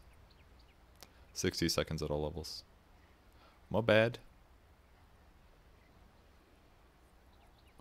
Alright, I'm sure that caused you a lot more stress than it did me. I barely care. Let's move on with our lives. Okay, Phoenix, level 15 talent changed. 40% experience gain. Yeah, that one seemed a little bit weird to me. At 15, it's like hypothetically for Phoenix, the only thing that's really good about that experience perk would be that you hit 18 a little faster, and that you get your supernova hit count at 25, for example. So that one just felt bad. 500 health actually is good though, because a lot of Phoenix builds rely on utility like Eul's, Lotus Orb, stuff like that. So having a health perk by itself is good. And even then it's not that amazing as a perk, because every time you cast a spell you lose a percentage of your health. So even though it's 500 health, every time you cast a spell you're losing a chunk of that. Like minimum 75 HP per spell cast, something like that.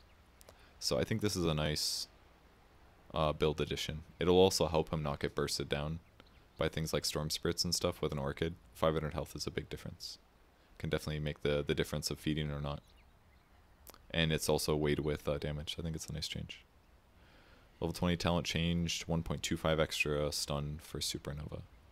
Everybody gets Icarus cast dive range. That one's way too good to not get, especially because you can combo with Meteor Hammer, I feel like. What does Supernova stun for, like 2 seconds or something? I mean, hypothetically, teams could do some like combo stuff, but I feel like nobody does. Oh, it scales 1.5 to 2.5, so I could put up to 3.75 AoE. That's a lot of stun, actually. That's a lot of stun. That is, now that you look at the numbers, that actually looks a little appealing. Hypothetically, if you can play Phoenix and be farmed, that looks really appealing. And basically do an aggressive Supernova that catches enemy heroes. That looks pretty good, especially if you comboed it with like Chronosphere or something. That looks kind of nice. Add hit count to it. Get stun duration. Maybe an Aghanim Scepter. Supernova in weird places. Because you can get the hit count up to like, what, 14? Just with the perk. I think Ags would do like 16 or something insane. It's actually ridiculous. Why did I move away from that screen, guys? I don't know. It says literally right here what it does. Yeah, 2 extra hits. So you get up to 5 extra hits. Up to 16 attacks from a hero to destroy the Supernova. And if they don't, they get stunned for a stupid long duration. I don't know. Seems potentially viable. The cast range of 1400 is insane, though. Pudge Rot has been nerfed again. So even slower level 1. Apparently it didn't make a big enough difference in Pudge's win rate. 17 is still really good. I think historically it was always 20 at all levels. So now it's even worse at level 1 than it used to be. I think this is fine, though. Still good. Razor was one of the top 3 most picked heroes at the whole tournament. 15 mana cost. It's starting to become significant. Static Link used to cost like 25 mana back in the day. 65 is pretty significant, though. With that said, this is not going to matter that much. Maybe laning stage, maybe some mid-game stuff. Maybe he'll need more mana regen stuff, but he already buys those anyways. I don't know. This is like a tiny little baby nerf, unless we're missing anything else major. So far, like, my views of the patch is that it's not really going to change that much, I guess. Riki gets a buff at 15, level 15 talent increase from -5 second smokescreen to -7.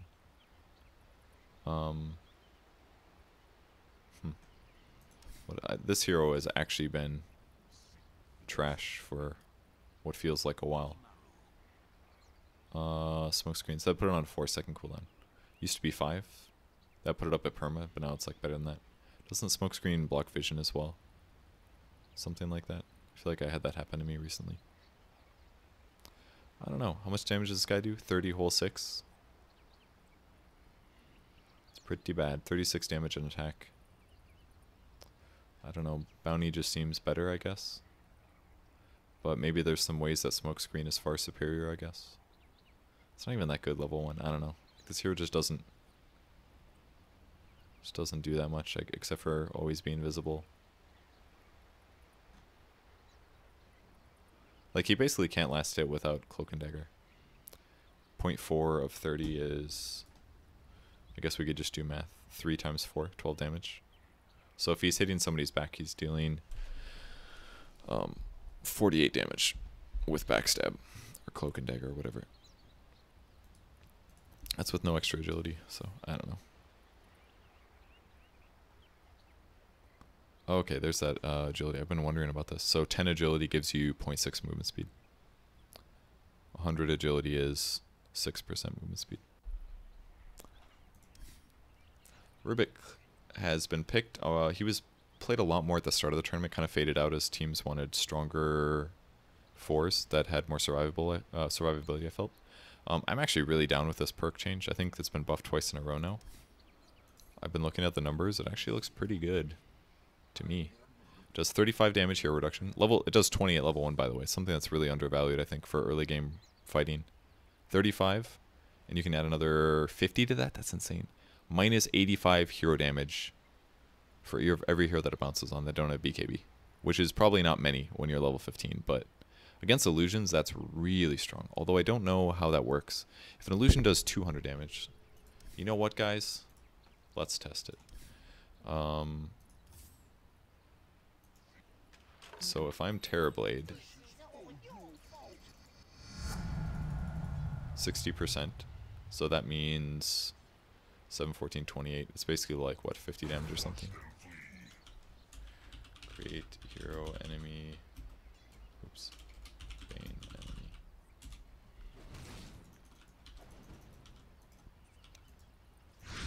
So does this guy still do damage, or does he do no damage?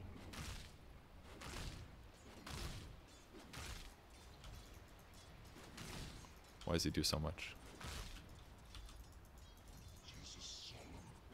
Confused. 56. Does this not work? Does Enfeeble not work on illusions? I'm so confused. It literally doesn't work on illusions. Is this normal? Is this bug? Is this a normal thing? Is it just doesn't work on illusions? Raw damage doesn't affect illusions? Why not? I mean, I guess I understand that. Like, I know that bonus damage obviously doesn't, like, if I pick up this rapier, I know it doesn't increase the damage of my illusion. But that seems a little weird to me that minus damage also doesn't affect them. That feels inconsistent to me. Like, I feel like this damage should affect my 70. Personally. I feel like this is a little inconsistent. Because if I've got like a...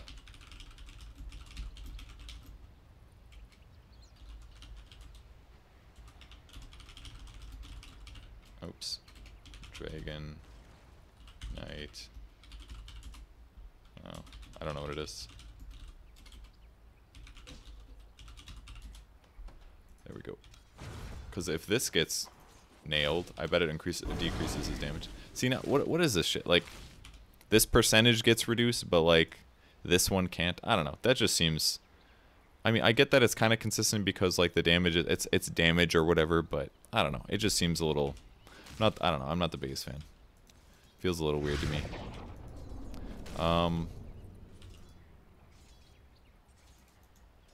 Like, the reason that it makes me slightly uncomfortable is because there's tons of damage reduction things now between, like, Anchor Smash and other stuff. Maybe it's better this way, I guess, but... Because there's not that many things like Enfeeble that are just raw, so maybe Enfeeble is the weird thing and not the problem in this example, but... I guess for Rubick as well is the other one now, right? So I guess one really good thing about this, what I just discovered basically, is that now we know that Rubick with this talent is not actually very good. It's not good against illusions at all. It's actually very bad against illusions. Because it actually doesn't work. Period. Because if Rubick uses Fade Bolt on all of these things, the only person that it actually reduces the damage for is my hero. Because hypothetically, if you Fade Bolted an entire PL creep wave, the whole PL, like, if I start attacking a Rubick and he has that perk and he Fade Bolts, we would do no damage. My illusions would deal no damage to him, basically, except for, like, probably, like, the Diffusal Blade mana burn. So I guess in some ways this is a nice change. That what I just found out and has already existed exists. Because as Rubick gets this much minus damage, he will still... it'll work against heroes, basically, but nobody else. So something to consider. So I guess the next question for me is, what's the difference between Rubick and, like, why would I pick Rubick and go for this talent tree over picking somebody like Dragon Knight or Tidehunter to get minus reduction? And the answer is probably if I'm against heroes that got by raw damage and not agility items. And is that it? Not to mention that this is just done and it's on a ranged hero. Because if I can just do minus 80 from ranged, it's going to hit them at all levels and it'll be consistent, whereas the other one scales better. So there's probably more exploitable places to get this Fade Bolt damage stuff. It just doesn't work against illusions. So I guess that's decent. I did not realize that was lacking, I suppose. There's really not very many opportunities of this being useful. That said, you can still buy, like, Crimson Guard and stuff to protect against illusion damage because they don't do very much damage. So there's still, like, a couple ways that it's protected, you can protect against, but... Okay, interesting. We learned something today. Hopefully you guys did too. Shadow Demon Experience gain buff. He got pretty nerfed with the 10. It used to be like 10 strength. They changed his Soul Catcher creates illusion on death, which used to be a benefit of the skill. But I feel like I haven't seen any Shadow Demon in a while. 25 talent change from +5 disruption banished to 2 charges of disruption. That is a lot better. That perk was cool in theory, but just bad. Like the only way it was good is if you want to disrupt somebody and then cast like 5 stacks of Shadow Poison on them. That was the only way it was beneficial. There's like no reason to get it over the 500 demonic purge damage, which with Ags would allow you to like one-shot people, right? But 2 charges of disruption, that shit's real good. That is really good if you can get to late game Shadow Demon. That's like actually amazing. I assume it's going to be on the cooldown of disruption, which is like what, 16 seconds? I don't know if it's been nerfed. It used to be 16. Now it's 18. 18-second cooldown. I mean, that's just good. If you don't have Ags, you probably felt like you had to get the other one, which probably sucked if they have magic immunity or something. It pierces it, but it does not deal the damage through it. But now you can get 2 charges of disruption, which is amazing. You could disrupt yourself and somebody else. You could disrupt somebody. You could disrupt 2 allies, kind of a thing. That's a really good perk now. And it genuinely makes me feel like I get experience gain no matter what, every game forever. Because that is so valuable to get 2 charges. There's like no way I don't get experience gain on this hero now. Now I want to play Shadow Demon. Very good. Nice little buffs. The 15 perk movement speed is still really good too. And the 20, that one's kind of hard.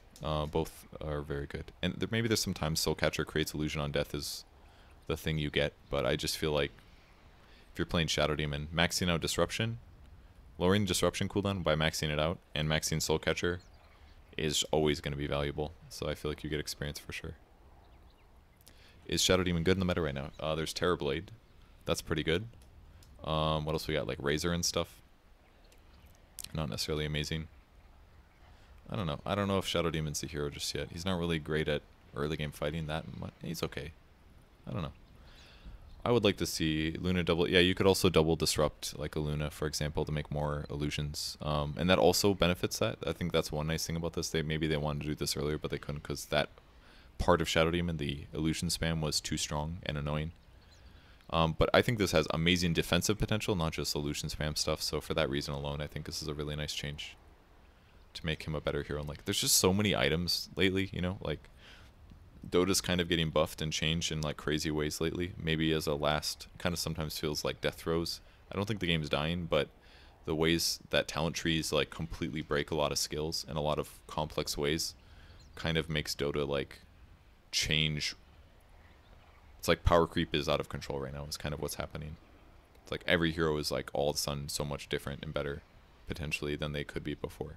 Which allows more roles, but it's now to the point basically where like skills are becoming kind of insane, I guess, is how I would describe it. I don't remember where I was starting that question at, but I was expressing my feeling.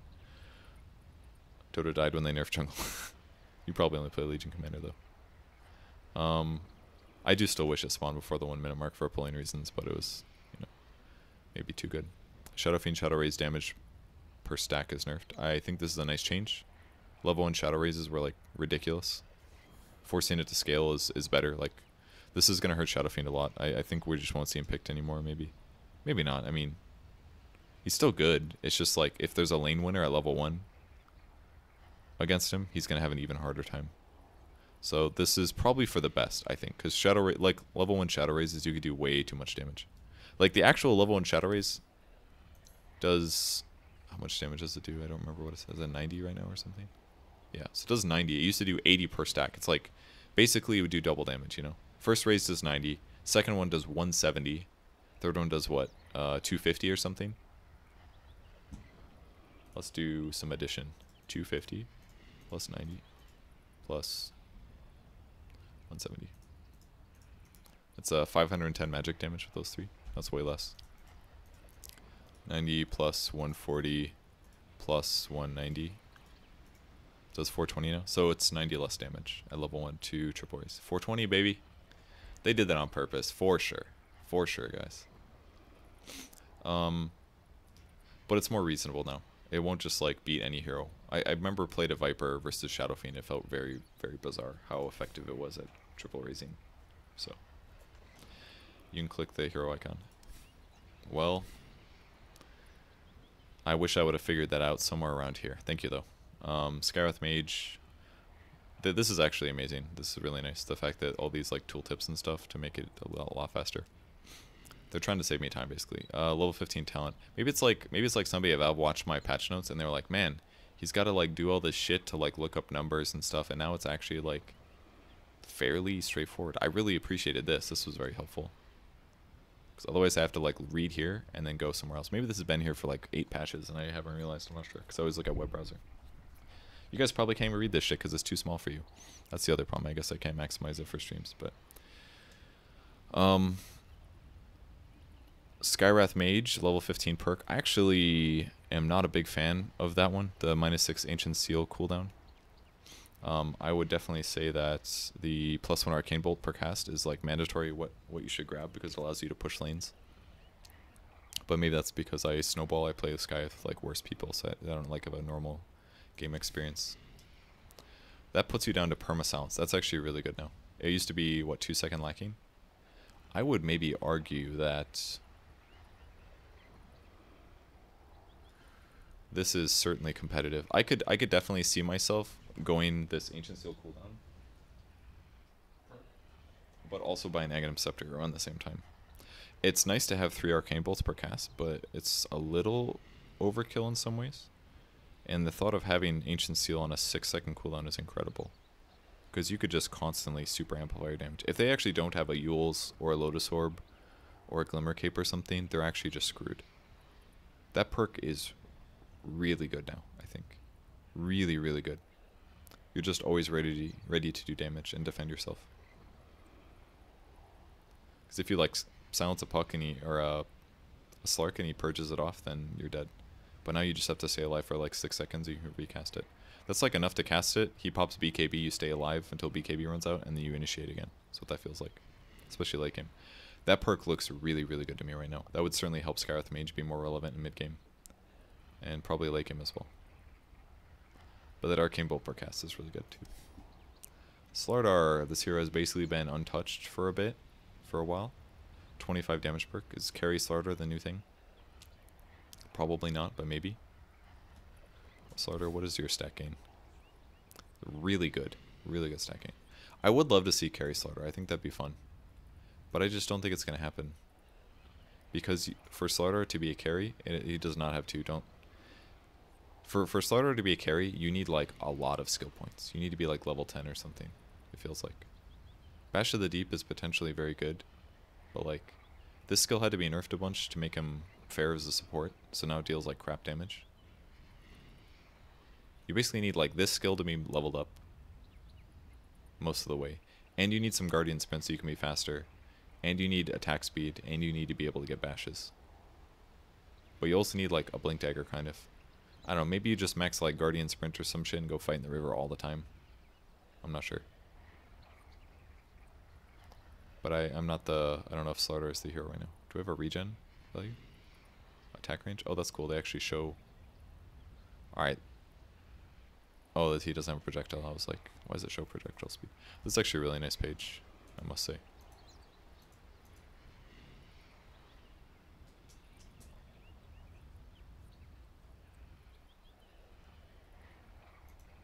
Huh. And his movement speed's pretty bad early.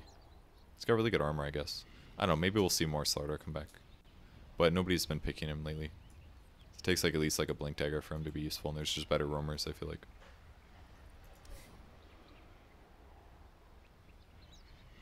One second. My blanket.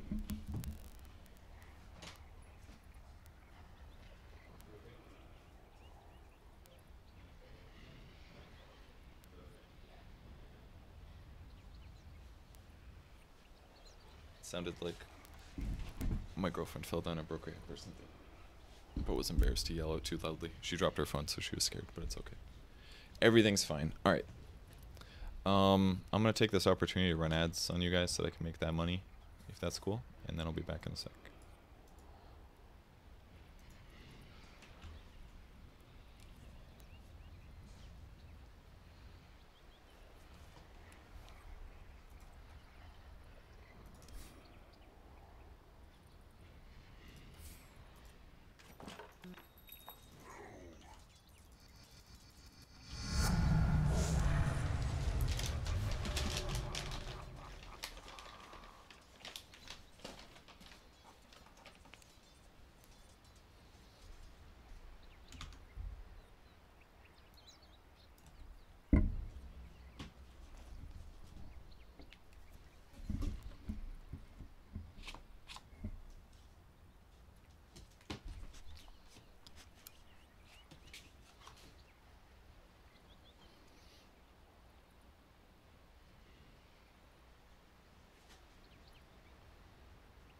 Come here. Good girl. Okay. Okay. Wait. Wait. Wait. Wait. Okay. Okay. I don't know if you guys could see that, but that was pretty cute. Come here. Okay. Good girl. Wait. Wait. What if I do this? Wait. Okay. Okay. Okay. That's up here. She tried. Okay. Good girl. Good girl. Good girl. Good girl. Okay. Are we done with ads? Okay, ads are done. Here we go. I was going to do some invoker stuff, and I was like, I should give my dog treats. Alright, let's finish up. Slark buff. Slark has not been touched, I feel like, since they did the hex change. He's like really easy to counterpick now, I would argue. And that any hex just ruins him. It's tough to play him against like Shadow Shaman or stuff. I like the idea of starter carry, I just don't think he's ready personally. Oh yeah, I'm too big. Sorry guys. Too big still. I should probably fix my camera too. Okay. I would like to see starter carry, but I don't think it'll be a thing. 25 damage is not bad though. Maybe like Mask of Manus or something like that. Shadowblade, Mask of Manus. Shadowblade Treads. I'd love to see something like that. I'm just not sure. But if this damage perk gets really good, I mean, the health regen one is hard to pass up as well because of Armlet. But I mean, hypothetically, if you get Armlet and 25 damage perk, you hit really hard, really, really hard. I'm just not sold on it being the right thing to do. There's 100 bash damage. That's 25 more physical damage, which is actually kind of shitty if you think about it. Literally, the 15 perk is equivalent to the 10 perk damage-wise. They're no different. Although, you could do 25 damage with 300 health, or you could do 5 health regen with 100 bash damage and still get the middle point, right? Instead of going all in on damage. Or you could get lucky and bash twice in a row. But that is literally the same. Mask of Manus with Guardian Spirit. What's the big deal, dude? Yeah, you take some damage, but you just hit them so fast that they all die. That's all. That's the thought. 10 strength, 10 agility, man. That's like a very disappointing talent tree, I think. It's like 1,000. Congrats on your 1,000 gold. Spectre, level 25 talent, increased from 20 Haunt Illusion damage to 40. I have not looked at Spectre's perks. The dagger perks are actually super good. I think they're a little underrated. I get that Spectres want to be very survivable and stuff, so that their stats give more benefit and all from dispersion, but the dagger perks are really good. It's like 8-second cooldown for dagger with that 15 perk, and then if you get the spectral dagger slow, you have like a 40% bonus on both sides. Like they run at like 36 less or something, and is it 30 or 20? I don't remember at base, but it's a huge movement speed advantage. 500 health is really good, really hard to pass up though. Spectre obviously has major laning troubles though. I don't know. I'm currently of the feeling that like I don't really know what's gonna have to change to make like heroes, to make like hard carries be more viable. But right now it doesn't feel like hard carries are very safe unless they're good at all stages. It's something that Blitz repeated often on the panel, and I sort of am seeing in the drafts. 40% Haunt Illusion damage. I actually don't know how much they do normally. 40%. Okay, so hypothetically going like an agility build is super valuable right now. Dispersion is always going to be good, but 8% is still good. 30% reflected is really good. But if you're getting haunt damage up, I don't know, man, that's pretty good. I'm going to quit this and I'm going to make a new one in case the game gets weird. Dispersion is way better. Probably yes. If you're going like a Radiance build, 100%. Totally agree. But at some point, Let's crash the game. Oh shit, we got some anti-mages. Prepare for battle. Don't want my anti-mages to die. I mean, if you go like 15 desolate damage, I don't know if I want that.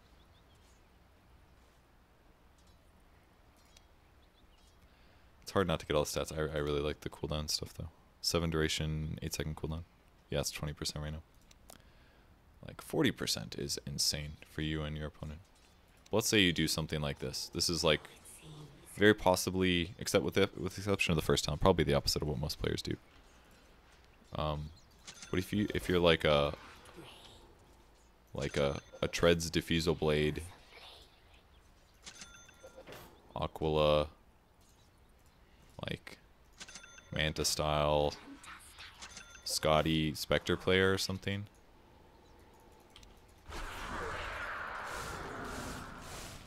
Like these actually, they attack really fast. They do a shitload of damage. Relatively. I mean, this is like kind of a shitload. It's like actually just a lot of damage. Get a butterfly as well. I don't know, man. Like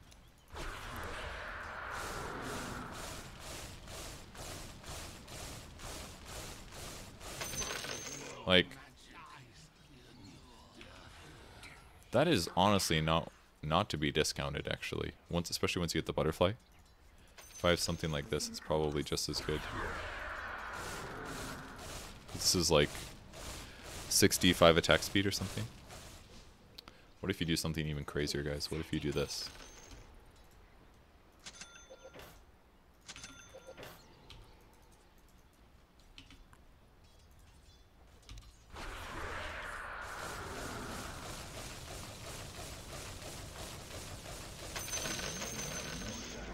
%, dispersion is better. Is it? Is it really?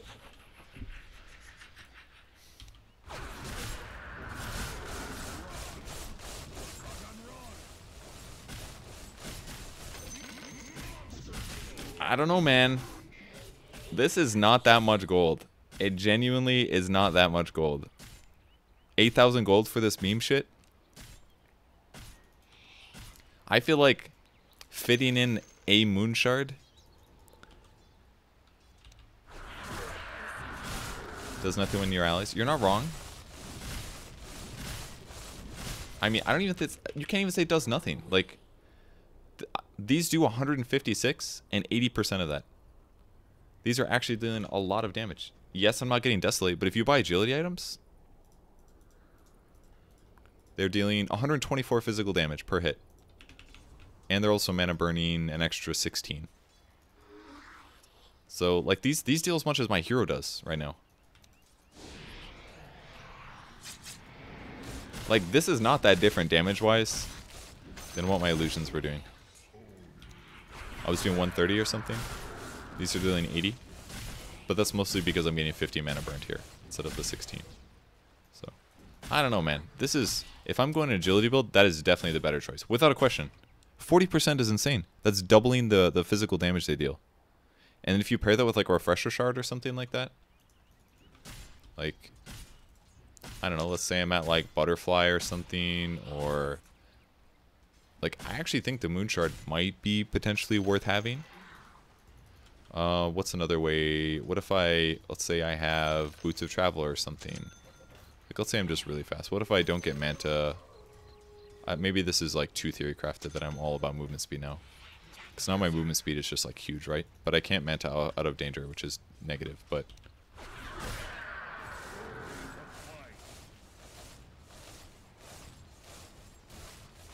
Like, these guys are really tank. Like, this is a level 25 hero with no items, by all means. But that's a shitload of damage. That's like I just killed their whole team. Just by using my ultimate. God forbid if if they're all, like, daggered or something. Let's hypothetically say I throw a 5-man dagger. And then I use my ultimate. Now they're fucked. You can't say this isn't potentially good. Like, you're crazy. Maybe I'm focusing too much on, like, what the one guy in chat that was like, that sucks. But this is this doubles the value of it. That perk, I still don't necessarily think we're going to get a lot of agility specters. But you can't say that perk's not good. If you go Radiance, it's not the same. Because the damage doesn't increase much. Radiance gives you green. Is a 65 damage bonus. That means that the perk does nothing. Absolutely nothing for having the Radiance build. There's no difference. Because this gives me the green number, my illusions don't deal damage based on that. Like, my illusions will still do mana burn. Like, they're still taking, like, Radiance burn. But this perk doesn't actually make them stronger. So, if you go Radiance, you pretty much always go heavy on HP. But if you go something like Diffusal into other items, it can be really good, yes. My survivability is pretty shit here. But hypothetically, you could just ulti and kill the whole enemy team, which is cool. And, like, I don't know, maybe, like, if you're a mad scientist enough, you can buy Refresher. Just be like... And you get doubles, like, I don't know, man. If you could do that every 120 seconds...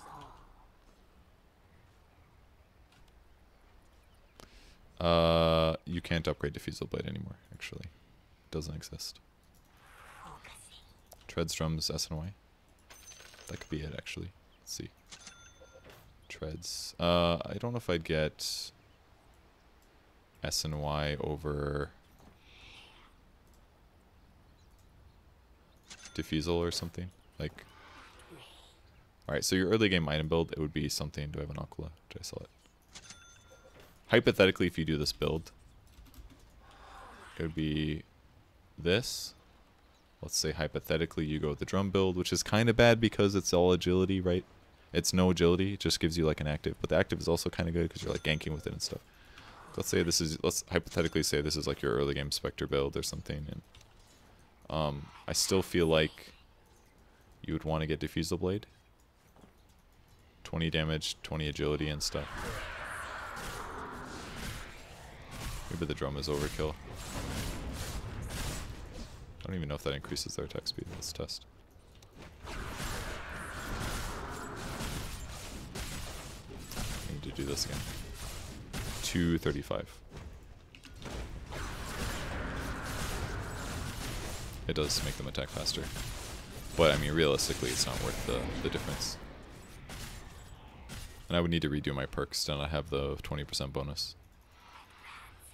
I feel like if you did this, you would probably want Phase instead. Would probably be better. Something like this would make more sense. That way you could dagger, Phase, drum, hit 550 a lot faster. It's obviously overkill here because I have the 20% extra, but I could see something like that being potentially good, but still not better than a lot of other heroes. Alright, I think we've spent way more than enough time on Spectre here. Because he is so easy to pressure. Level 15... Okay, Stormhammer dispels at 15 instead. I actually like that as a change, because by the time you get to late game, it's just not worth it. It also... I mean, we didn't really see much Sven. Looks like all of his perks are moving down. Let me see, let me read all of it. Level 20 talent is, they move Dispel down, so now that's, the Stormhammer goes down 5 seconds, so that's at 20. And it used to be 9, so that puts you at an 8-second cooldown, which is not great. I kind of like the one before. It was, what, 4-second cooldown of 25, but every player was still grabbing the God Strength. Because, like, if you would never do that as a support hero, because you're never going to hit 25 and be like, as a sports fan, and be like, finally, guys, my supports fan will work. And now it's a stun duration increase. That is maybe going to make it worthwhile. Puts it up to 2.75 seconds stun duration. But I'm not sure. Against, like, strength heroes, it still sucks. Because they're going to have, like, 20%. Most strength heroes late game have like at least 20% stun resistance or status resistance, so that like offsets the status resistance kind of. I feel like you still don't get that over 40 strength. The God Strength gives you like 65 damage basically when you use ultimate, but obviously it does nothing when you don't have your ultimate up. But also gives you status resistance. How much exactly? Let's find out. So 10 is 1.5, so 4 would be 6%. So when you use your ultimate, you get 6% more status resistance with that perk. With the 25 one. Either way, let's look at this quick. So you have 30 less damage at 15. which is probably fine for the hero. You can make a choice between movement speed and dispel enemies. I feel like dispel enemies is probably... I don't know if that's always the thing you grab, but it's not bad at all. Situationally be really valuable against, like, especially if it's AoE, I guess. You know what's crazy about that perk? You could use that to beat, like, a Omni Knight. A lot of the time you're not going to use stun. You're going to lead with stun. But hypothetically, if you're Sven and he uses Guardian Angel on everybody, you could just dispel everything. And that's pretty cool. I assume this works. Create hero Omni Knight enemy. Level bots. Okay. I'll just take care of this.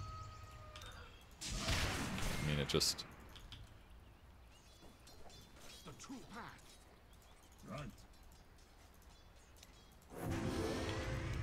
I mean, that's pretty good, I must say. Dispelling an AoE on an entire enemy. It's pretty good.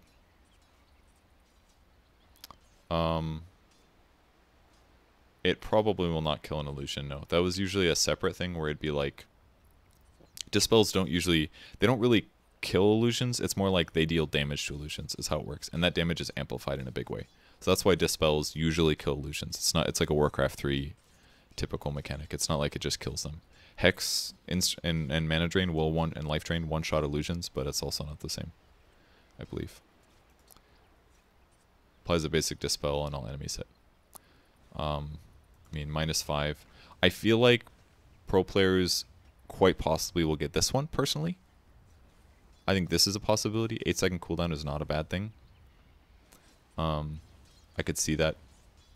25% lifesteal is good, but Svens don't have trouble out DPSing people ever. So lifesteal isn't that important on the hero, generally. You're either kited, or you don't have enough damage, or you don't initiate correctly to burst people. Lifesteal isn't really that needed. So I think pro players would get this, personally. And you usually have a Mask of Madness, so you don't really need like an extra 25%. Generally. But maybe they won't get it. But 8-second cooldown on this would really help you getting kited. And then stun duration. I don't know. They'll probably still get the God Strength, I feel like. But hypothetically, AoE stunning 2 people is a lot of stun duration. Gives you more time to possibly kill people. So, interesting changes. I would say... Obviously damage nerf to the hero, but utility buff in a big way, which I think is probably for the best. Lowers his ability to snowball everybody, increases his chance to not be kited by everybody, which is overall beneficial for both players in terms of enjoyment. Because if someone either two-shots you, it's not fun, and if you initiate on Sven and somebody gets like Ghost Sceptered, it's also not fun. Because you have to, there's like no items you can buy other than Nullifier. Terrorblade base HP regen barely reduced. Oh, these are some baby buffs, man. Alright.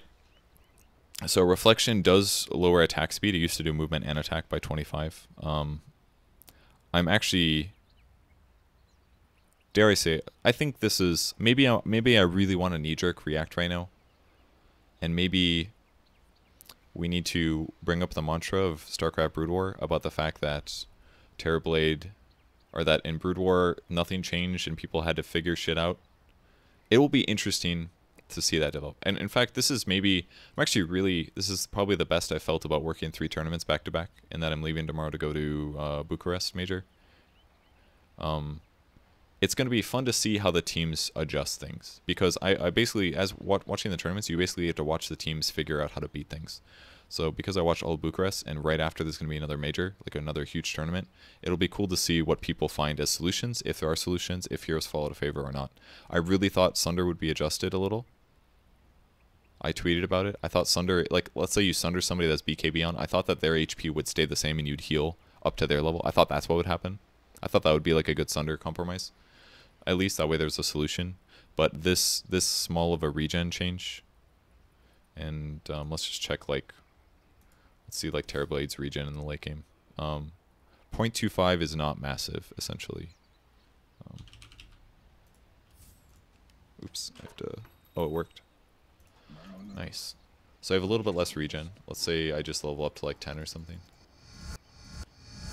I guess that doesn't do much because he gains very little strength. But let's look at like a typical item. Dreads, Aquila.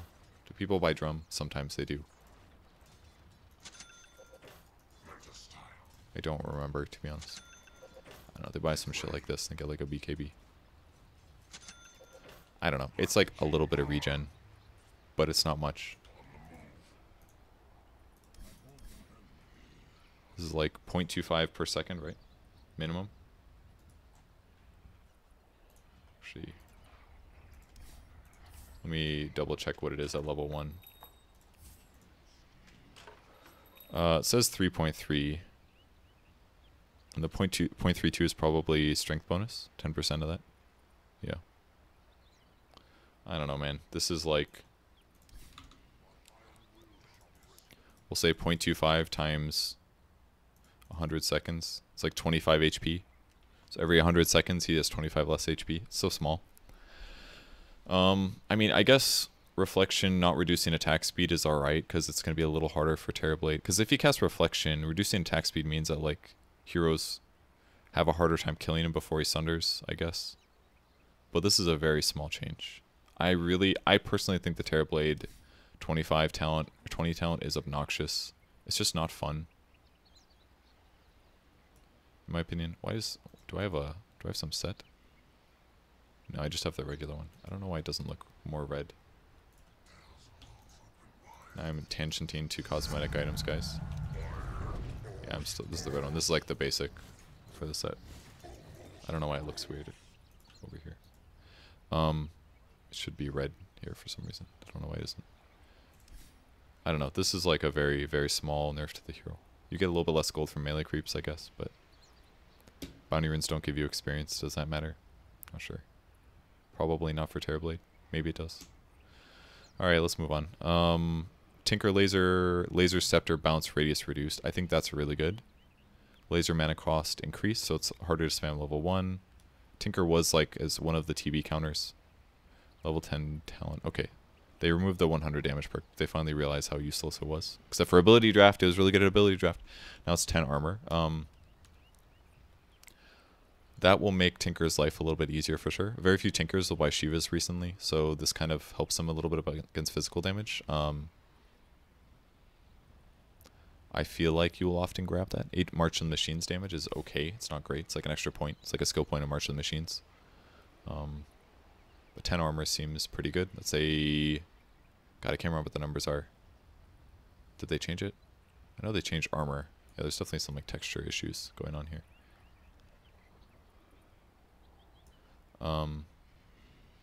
Used to be 60% more survivability against physical. 10 armor would be.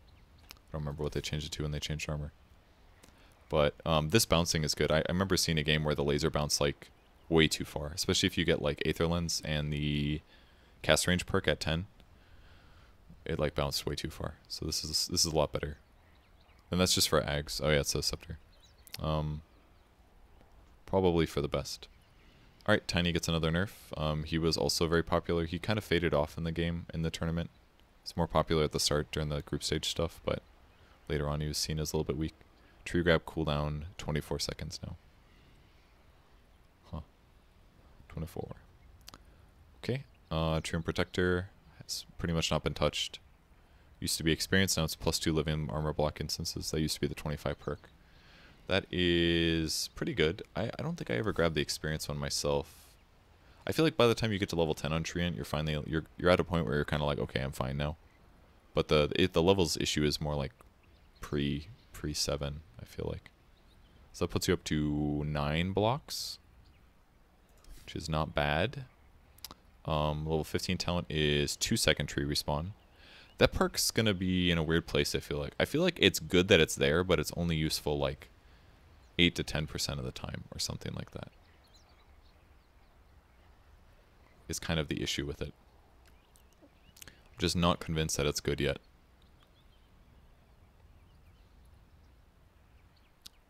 Actually, 2 is getting kind of interesting. Now I'm thinking about it. You could do stuff like force yourself through trees, start a teleport, and within 2 seconds the trees respawn. So hypothetically, you can start you could use it in a way where you can get into trees in a safe way. I don't know if it's abusable necessarily, because 2 seconds is still kind of a lot.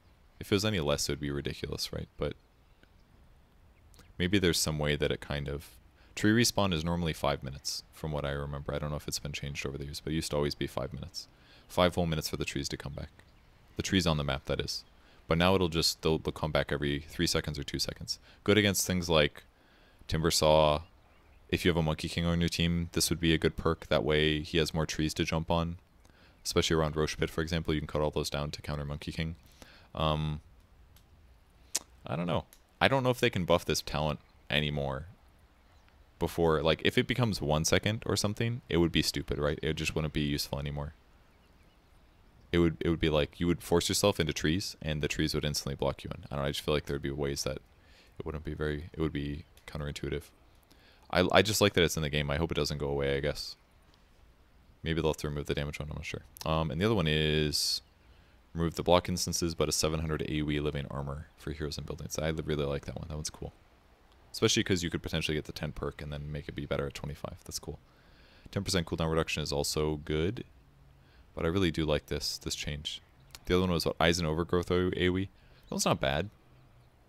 Much better if you have an Ags, obviously.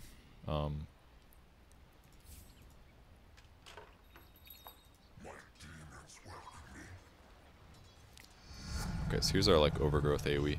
This is what's kind of cool about this, actually. Let's do this. Bug! It says 3! This one's potentially really good too, 4.2 seconds. I feel like Tree's a hero I should play more. All his perks look pretty good, except for the 10 one is not the best, I guess. But this one seems really good as well. That's 6 times, 600 damage, 600 AoE heal. Like, this is so big, range-wise. That perk is, like, actually so big. Like, everything gets hit by Overgrowth, and that's a 4.5 second duration. You actually don't even need Blink Dagger if you get this perk. You don't need it. You could technically sell your Blink Dagger if you so wish. I don't know, man. If you have like a Refresher Orb as well, same thing. Just like that range is so big. Oops, I accidentally clicked on the one hero that I could not click on.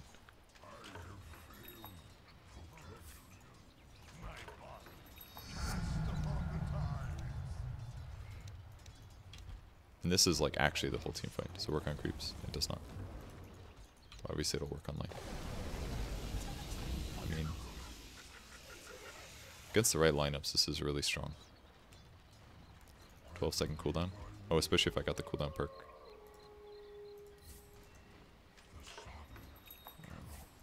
I don't know. This. I feel like I want to spam this hero right now. That's what I desire. But plus 2 living armor block instances. Which is more important?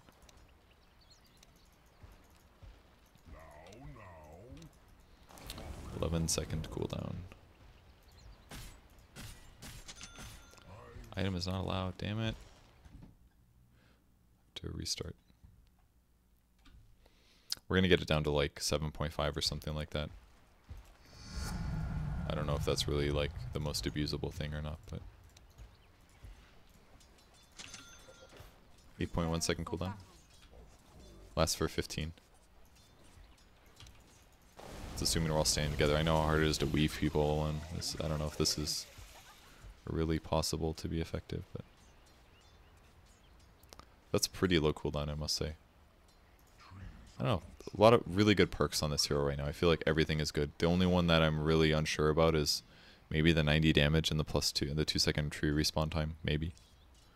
Hard to say though. Huh. I love this change. This is really nice. Really nice adjustments to tree. I feel like these are really good buffs. He hasn't really been powerful in a bit, but it'd be fun to see since they changed it to root over stun, I guess. But it'd be fun to see him picked more. Maybe he'll be explored more with these perk changes. Probably not. The level 10 one is not a big difference.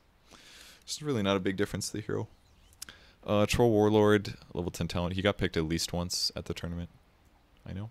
I think they won that game. Can't remember though. It was like kind of, it was a newbie Vici, I think. I was watching the other game at the time.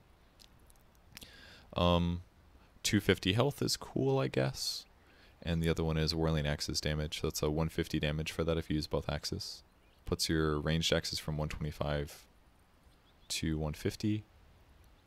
The other one goes from like, how much is it? 75? 300 damage. Nuke-wise, it's not bad. Huh. I don't know. Control's in kind of a weird place. He's a little bit weak in the laning stage, and he takes a lot of items to become good. Undying cast range. Interesting. Dang it. It's this right click. The right click keeps messing me up.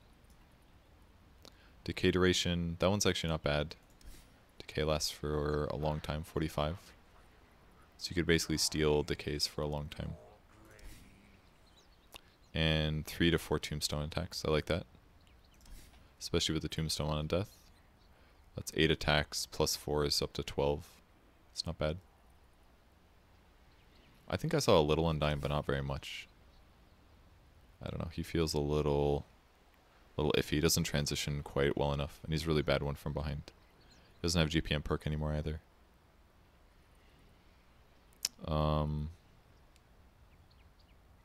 Okay, an Ursa Roche buff. Interesting. So before, it would only last 6 seconds, so you had to keep hitting, but now you can buy a little bit more time. I guess this means you can quite possibly solo Roche on Ursa. I don't think it's worth it anymore level-wise, but it's probably more possible than it used to be.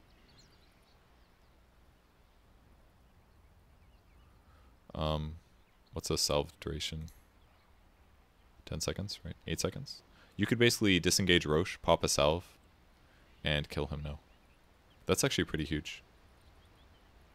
You only get like, what, 400 HP or whatever, but you could definitely solo Roche a lot earlier on this hero. I don't know if anybody would do that. I mean, it's like kind of a weird change. This is like more of a pub change, I feel like. It's more like tricky Roches. This is more possible now. Maybe a fun way to make Ursa more fun again. He used to always kind of be the meme hero, I guess. But now it's like everybody's got perks that out meme Ursa. Venomancer level 15, cast range. It's okay. Only works for Gale and putting Plague Wards down, I guess. So it's kind of mediocre. I've gotten Venomous Gale a lot in the last week. I tried the Gale cooldown in ability draft and a regular game, and I just didn't feel that special about it, I guess. Level 20 talent is buffed. What's the other one? Gale Impact on 2 heroes. Did people even play Venomancer? Did anyone even play Venomancer yet? I'm not sure. Poison Nova is better. Poison Nova is better. Like, it's an 800 now. What is that like? It's actually the whole screen. It already was the whole screen, but now it's actually the whole screen. Like, let's do...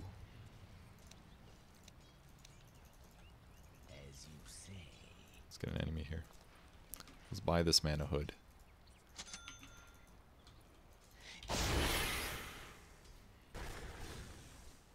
It's literally the whole everything.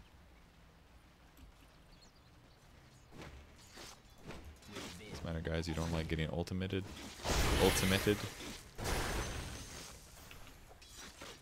I actually missed him with Gale's There we go. Maybe this hero sucks right now, Venomancer, because everybody has so much regen. Pipe. He's gonna live. He lived. That actually lasts so long. 23 seconds? That's without Ags? Is this real? Does this give you more duration? No, it doesn't. Damage and cooldown. 23 seconds? Everybody does have so much regen though. This is actually insane that he lived. He's a level 1 hero. And he survived. Why did he die so fast this time? Did I not heal him? Is that what I did? Was I a jerk? I felt like he was dead right away. So what just happened? Oh, that's right. It's because I have Ags stuff. Way more damage.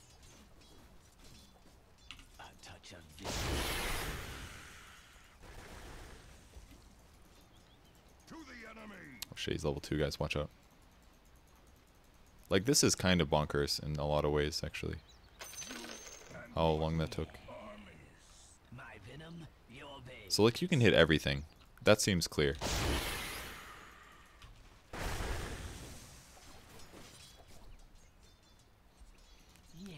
That was like, I just skill shot those creeps, guys. Did you see that skill shot? That was an insane skill shot.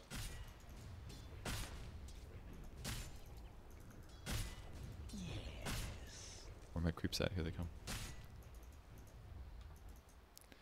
Watch out, creeps. Got him. I knew that was coming. I knew I could nail him. I'm gonna one-shot them. Oop. Like, the range is actually crazy, but I don't know. Got him.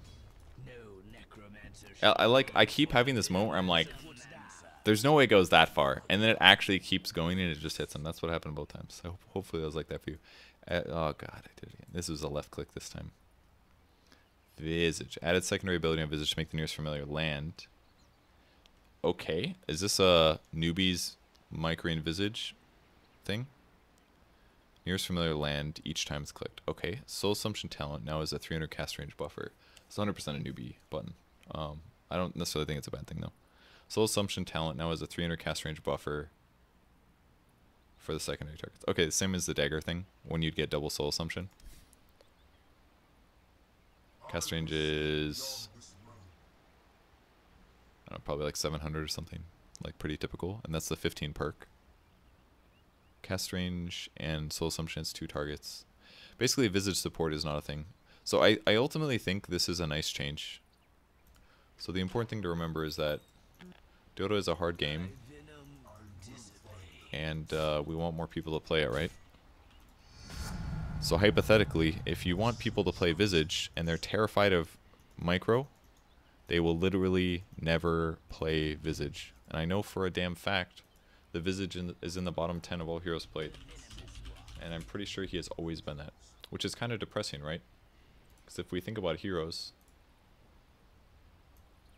and if we talk about like Visage being cool and whatever, we will never get to experience that. Is this the screen that I want? I'm trying to like... Is this even gonna work? God damn it, no it's not because it's Chrome. Alright, this is what I'm gonna do. Rather than showing you guys... No, I can do it actually. Let me...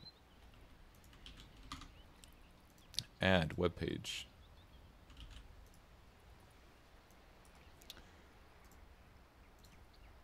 Okay, here we go. We are browsing the internet using XSplit. So if we scroll all the way down, let me just find where this is in Chrome before I want to punch myself. I'll scroll all the way down. There's Visage. Literally the least played hero in the entire game. I don't know when this was. This is this month based on Dota Buff. So this month there was 192,000 games of Visage played. How many Pudge games, guys? 8.2 million Pudge games. 8.2 million. And only 200,000 Visage games. It's like insane, right? Why the fuck would anybody play Visage if they're scared of micro? They will never play Visage. Like, Broodmother has 400,000 games. Meepo, for God's sake, has 450,000 freaking games played. Visage, less than 200k. It's a damn travesty. But that's just how shit works in Dota. Anyways, this button I think is a good idea. Yeah, it's newbie. Yeah, it makes the hero easier to play. Yeah, we're going to be wrecked by some like shit new Visages now. But ultimately, that's probably better for the world. This perk, this experience perk is really hard to pass up, I must say. Because getting into like this is, and these is really, really appealing. But this is also cool. Can just become a soul assumption machine. Okay, so now I can do really easy shit against anti-mages.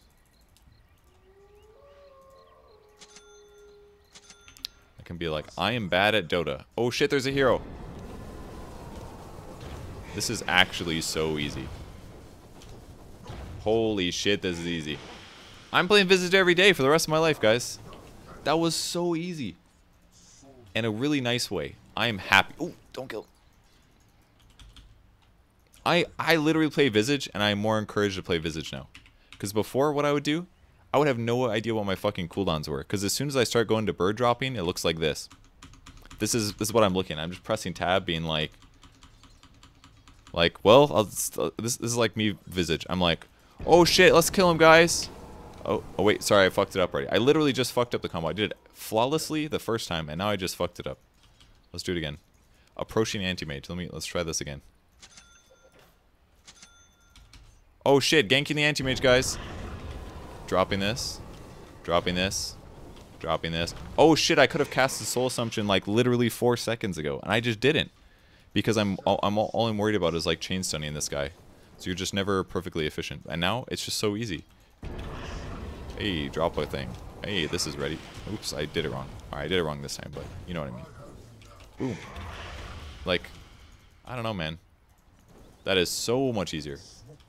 So much easier.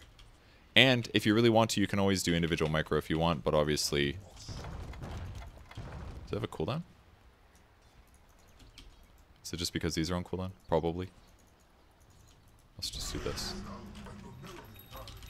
Okay, good. You can still do it. It's still individually based on the cooldown. This is a great addition to the game. Wonderful addition to the game. Makes the hero easy, but I don't think that's all a bad thing if we want Dota to continue. And Visage is a fun hero, and there's lots of cool shit he can do. I am like sure that's even gonna help pro players. Like now it's gonna be so much easier to be like, I'm gonna get phase boots on Visage because I'm gonna be paying attention to my cooldowns or something. Yeah. Yeah. I don't know. It's like cool change. 200,000 games, man. Come on. It's a beautiful hero. Good change, good change. If anybody thinks Valve is not trying to make Dota 2 grow, I think these last 3 patches have clearly proven that extremely wrong. I think that is very safe to say. Things like this will, if they continue on this path, imagine what Dota is going to be like in 6 months. Easier to play, but not in a way that detracts from the game. Like, yes, Visage is far easier to play now, but you still have to be good at Dota. It's just easier to cast Stone Form without having to, like, stop what you're doing with your hero, unless you're, like, really talented video games. I think that's a great change. And for pro players, it mostly doesn't matter anyways, so... It's not like any pro player is going to be like, I won TI now because of the Visage familiar land button. That shit is not going to happen. Okay, Warlock. Level 10 talent, cast range. Level 15 talent. 60%, it's finally happened. His old experience gain was at 10, and it was 25 for the longest time. Yeah, skill floor is higher. That's the right way to describe it. Cast range is really good on this hero for all of his skills. Shadow Word. Fatal Bonds damage is good. I feel like I'm going to grab cast range almost all the time, though. Because 150 cast range is huge. 60% experience is actually insane, though. 60% is amazing. Especially with the change to bounty runes. This feels like a massively big change. The negative, though, is that if you're leveling faster, when you die, you're going to give your opponents a lot more gold, and Warlock dies a lot.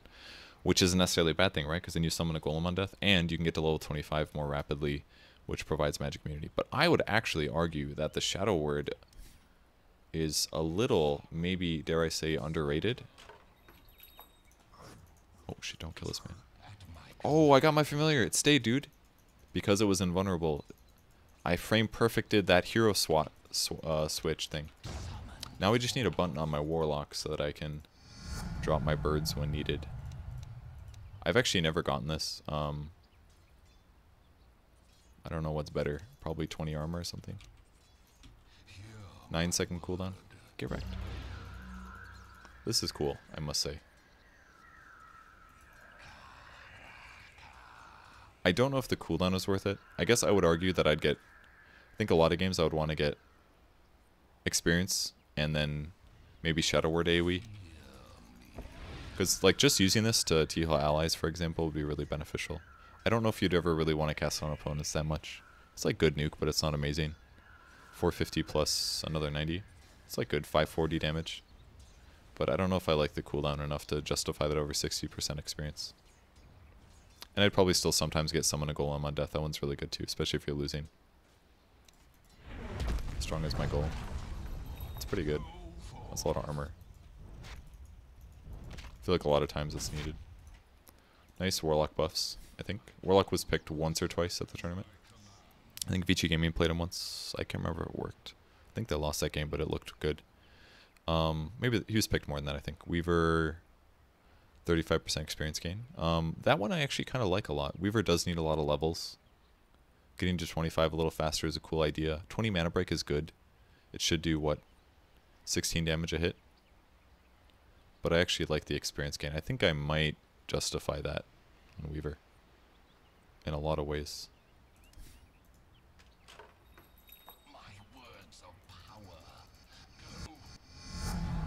So normally you're at something like this.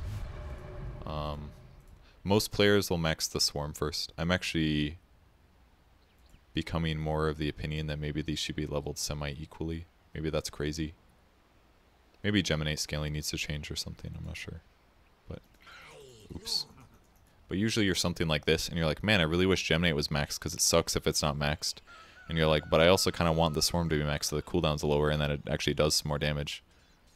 Because, like, getting to a fast level 16 or 18, for example, is really beneficial. Not to mention that every time you level up, you become a lot less likely to die.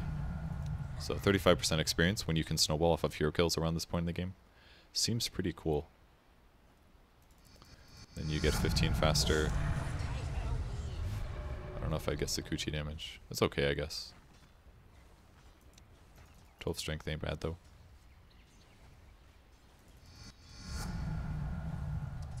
I don't like the 20 perk that much, I guess, but I don't know, maybe I'm overselling the 35% experience gain, but 25 I don't think people would get. 20 mana break is like a pretty big thing. It's okay. Wind Ranger Shackle Shot mana cost reduced. This is nice. For support Wind Rangers. Basically all Wind Rangers. But yeah, this needed to happen. When Shackle Shot duration had to go up there. I think they just added this last patch or something like that. 1 second is reasonable. 0.5 is just not that great. But if you can get 1, that puts it up to a 4.8 stun. That's actually kind of disgusting now, I would say. Late game Wind Ranger. 4.8 second. I just got wrecked by a Wind Ranger today, actually. It's about equivalent to when Ren gains invisibility, I think, in terms of valuableness. 4.8. That is insane. It's actually so good. It's like you get shackled and you know you're fucking dead no matter what. Is this the new reflection talent, guys? Just obnoxious to play against? Don't think we need to experience that one.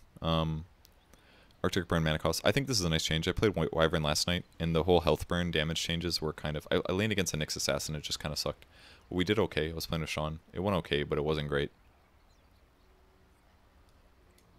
90 mana cost makes it a lot better, because they reduced the level 1, so it wasn't as abusive. But the cooldown is so long, 50 seconds, that it's like... Come on, you nerf the damage, it does 50% more at level 4. Not to mention all the other benefits of it. The slow is kind of crappy, 22%. It's just really mediocre one skill point right now. So 90 mana cost, I think, is a nice buff to the hero. This shit is actually kind of bothersome to me. I really wanted to get the 60 damage when I played him, because I did about 60. I did like actually 60 damage then when I hit level 10. It was not beautiful. My damage was not strong. Let's level up here. Look at this shit. 65 damage. Level 10 I do 65. This is a double damage. And I right click people with Arctic Burn, right? But 90 GPM is incredible when you're level 10. It is actually so much gold. I still hate these perks. I really do. I kind of hate them. Except for like the late game ones. Those are kind of cool. But the 10 ones, I just feel like I have to get it. And I don't want to get it. I want to do fucking 60 damage. That's cool to me. But instead I'm like, well, I do want a Blink Dagger, guys. So let's get the GPM. And then I'm walking around doing 65 damage. And then if somebody gets really low, I just can't kill them because I do 65 fucking damage. It's like I either Splinter Blast, I ulti, or I hopefully deal more than 65. I don't know if I can earn that game. I feel like I didn't. So maybe that would have been another option. But I want to get these damage perks.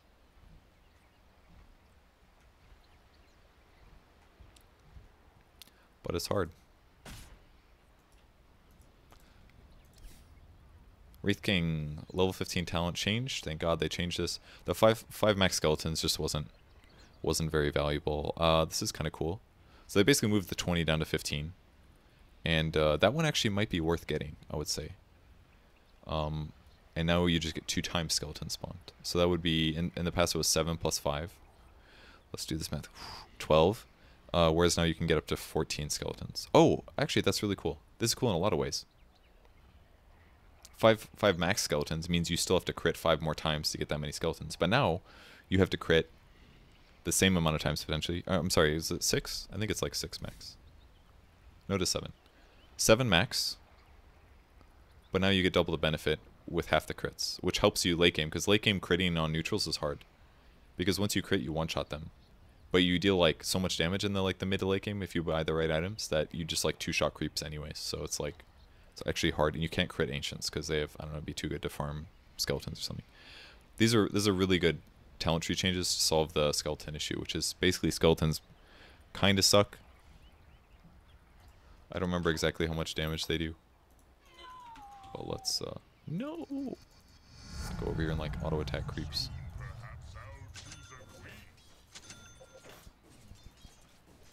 Huh. See how hard it is to farm skeletons, guys? Get out of here, Axe. Oh, this doesn't work either. Lifesteal all the way. Yo, this guy is fucking hard to fight. You know what I need, guys? More lifesteal. Alright, I should probably get back to work.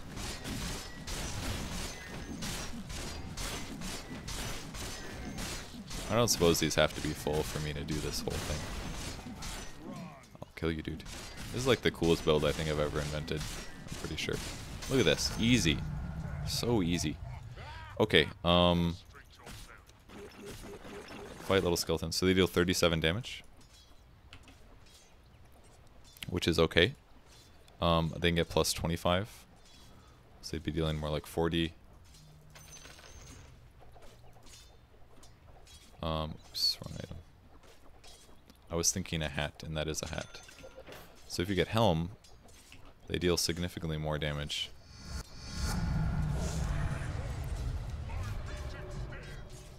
Damn it, I'd have to resummon them. Anyways, they deal damage or something. But it's not like incredible, but maybe it's more possible now. Oh, I see it messed up my... It auto-built. Shit, that's not what I want. That's what I didn't want it to build. You guys ready for this overly elaborate joke here? Look at them crits. It's beautiful. It's like I'm playing an MMO or something. It's okay, I guess. But it's definitely something, it's a better option now. Well, what did it used to be? Plus 5 skeletons. Is that what they swapped? The skeleton spawn used to be at 15. Yeah. Which is better. I would want them to deal more damage instantly rather than have more. Because at that point in the game, I don't really want more. It's not really that beneficial. But now you can farm faster with them. I don't know if there's some like way to make Wraith King valuable. I think he was picked like once. And then Secret played him as a support once. Not sure if anybody played him as a core or not. But I don't know, maybe Skeletons is something that can be better later. I think no Reincarnation Mana Cost is definitely an option to skip. If they don't have like an Anti-Mage or a Diffusal Blade hero. I've skipped it some games, not that weird. And then at 25, Vampora lifesteal for your little skellies, so that they can lifesteal 50%, 55%. I don't know. I think I've done a Skeleton Wraith King build. I don't know if it was good. I went like Helm of the Dominator or Shadow Blade or something like that. They're mostly for like farming ancients and pushing and shit. Not sure if it's good. Alright, and Zeus, last one. Cast range bonus of 25. The arc lightning damage is actually so good. It's actually so good. So I think the cast range buff is kind of nice. I think last time I played Zeus I got cast range. Because I didn't have an Aether Lens and I feel like it would be nice to bolt from longer range. But the arc lightning damage one's really good. 275 is huge though. Alright, I guess we're done. Farming is actually an issue on Wraith King. It is, yes. Like, it's the Cutting during team fights. He just needs a movement speed talent. He does not have he used to have a movement speed talent. They removed it. So consider this. So if I'm playing Wraith King, yes, kiting is an issue, but you should think of Wraith King slightly like Sven, in my opinion. I don't get this shit out of my inventory. I'm always at my You should think of him slightly like Sven. Your hero is like this. You'll buy a treads. I have to level up a few more times because I skilled garbage skills. So assume this is similar. Actually, you know what I should do? I think last time I played him I did it the wrong way. You should go like Soul Ring. And maybe a magic stick. And then you buy a fucking armlet and you kill people. Something like this. So this is like your early game items more or less. Maybe skip the magic stick, depends on like how many. You walk in, you do this, and you turn on armlet, and you just slap people. And then all of a sudden you crit them for a shitload of damage. Like I literally only have an armlet and I'm critting people for 500 damage. It's because this does, it gives you like 60 damage. 65 damage right here. Treads for attack speed, you get a soul ring for some regen and some spell usage, basically to always keep your mana full. Problem solved. With this alone, you farm really fast, especially because you have good attack speed, and if you get a crit, you one-shot illusions.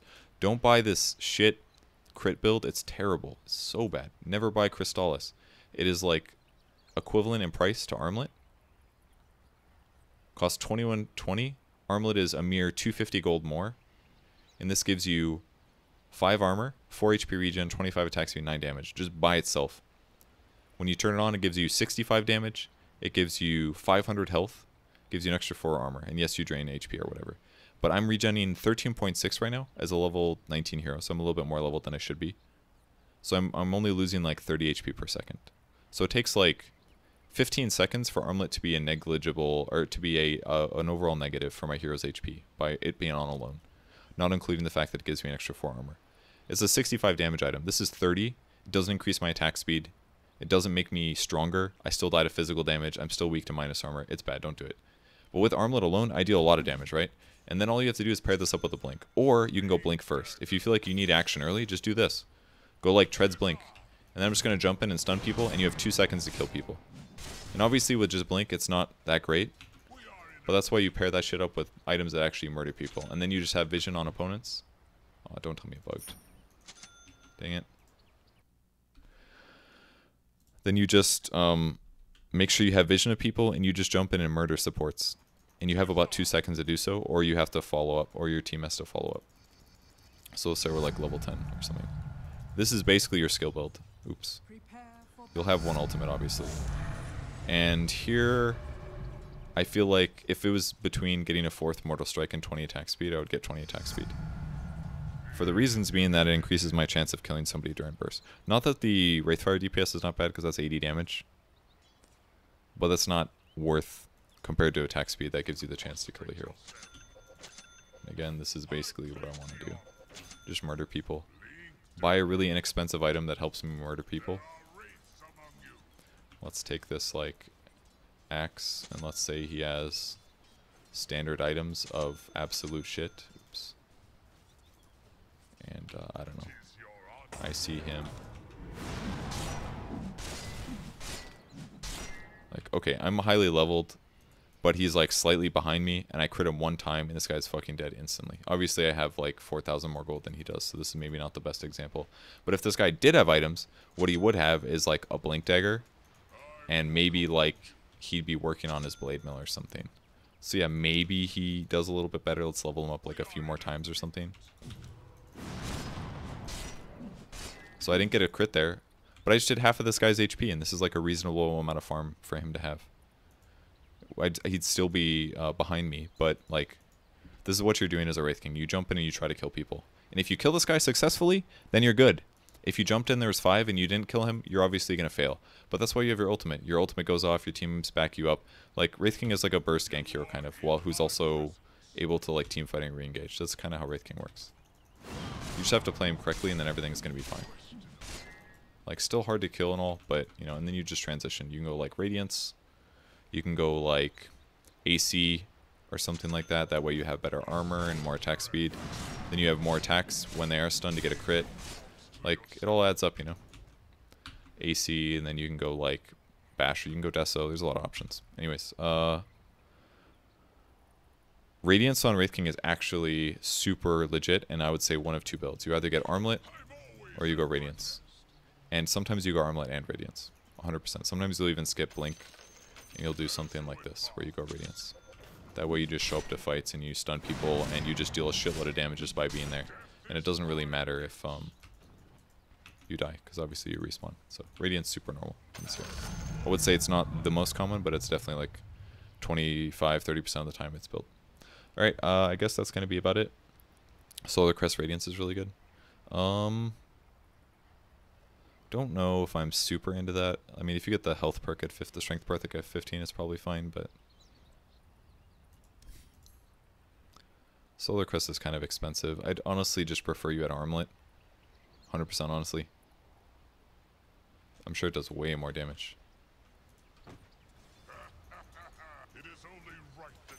Let's compare. It's maybe not the best example, but we can compare the two. I mean, Solar Crest is literally more expensive, right? 26, 25 than Armlet. I guarantee the... Oops, actually, let's just get a dummy target. It's the easiest way to do it. And now we wait. Armlet Mask of Manus. You should not get Mask of Manus on this hero because he has a little bit of armor problems. His agility gain is not great enough. So if you get Mask of Manus, yes, you attack faster, but you won't be able to cast spells, and your armor is going to be so lowered that any physical damage will wreck you. That's one of the benefits of Armlet. It gives you more HP so that your ultimate goes farther, and you have like 9 armor here when it's on, so you just kind of stay alive. So our DPS is about 270, right? Let's say, maybe, again, maybe not the best example if I just buy Solar Crest like this, but it was 270. I'm just going to press it whenever it's up.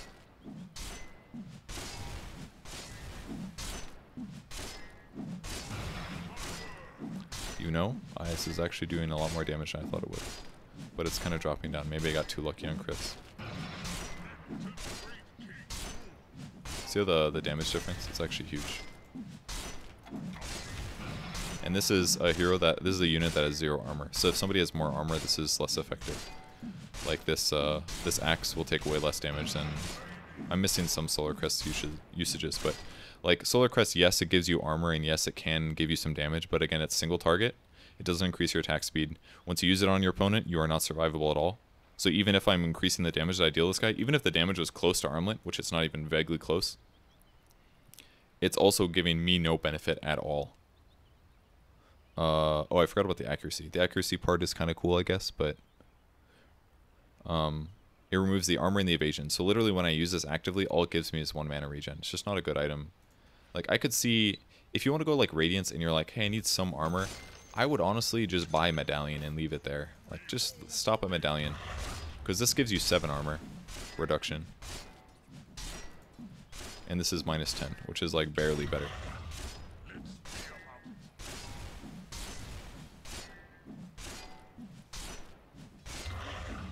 So, I don't know. I would just go like Medallion. Or worst case, you just have a chainmail or something. I don't know. Armlet is so good on Wraith King, it's really hard to pass it up. The only time I think you should is against like A's and stuff like that. And obviously against like Spirit Vessel, it's kind of scary. You want to see a skeleton focus build? I would do like... You'd basically, if you want to do it for killing heroes, you'd have to do something like Shadowblade, I feel like. Or Blink Helm. But Helm is pretty shit on this hero. Because you already have lots of lifesteal, so you don't need any regen. Pretty much. So Helm is pretty much bad, but I mean, I guess if you could use the creep to chain stun, it'd be cool. 20 attack speed to skeletons. It's just like probably not that worth doing, I guess. That's maybe how I describe it. I remember theory crafting Helm of the Dominator for supports, and nobody has ever done that ever. I was very wrong. Used to get better stats though, so maybe that was why. Alright guys, that's gonna be it. I'm gonna get out of here. Crit build is shit. Don't ever say that again. Ever. It's terrible. I'll show you how bad the damage is. Watch. Here's that crit. Ah, shit, I leveled up again. Imprecise science. Alright, let's check our DPS, guys.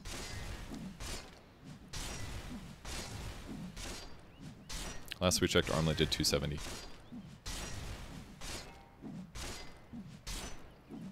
I don't remember what Puppy built. Did you go Helm Maelstrom? So, damage-wise alone, Crystallis is way less than Armlet. Way less. 225. 220-ish. Move this here. And again, a lot of the downside of this item is you're losing health, but if you have lifesteal, that's offset. And this guy has a lot of lack of armor, so that's part of the reason I'm lifestealing more, because I'm doing more damage. But damage-wise, it's like not even close. And it gives me 500 health, and it gives me 25 attack speed, and it gives me a bunch of regen and armor. If you have Crystallis, you die so easy. Like, look at the stat differences. 6 plus 9, that's like a respectable amount. Now look at it. 6. A whole 6. It's like atrocious. 36 physical resistance. 24. It's like 50% more survivability, basically. Oh, way more. 43 versus... It's like almost double. So all this 2,000 health I basically have twice as much against physical damage by having Armlet versus Crystallis. Which means with Reincarnation, I basically have 4 times the health of a regular hero with Reincarnation and Armlet. It's like, it's literally the Wraith King item. It's the Wraith King item. If you don't buy Armlet on this hero, you're crazy. Unless you're playing support or something. Or you're going like Radiance fast. Hold Alt to see the armor percentage without hovering. Oh, that's cool. I did not know they added that. That is a cool change. Oh, that's right, buyback. I forgot about this one. Anything else? Experience. Oh, hell yeah, I'll play Dota. Alright, JK, we're doing a stream, guys.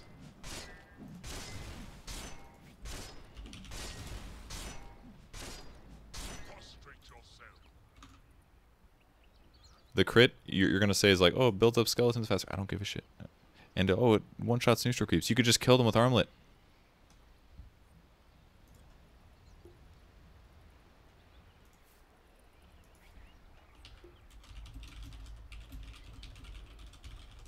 Play tree? I actually do want to play tree, you're right.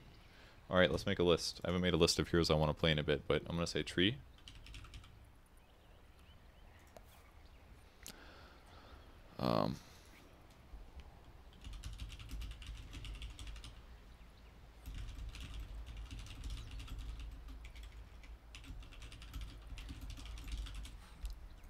Alright, AA.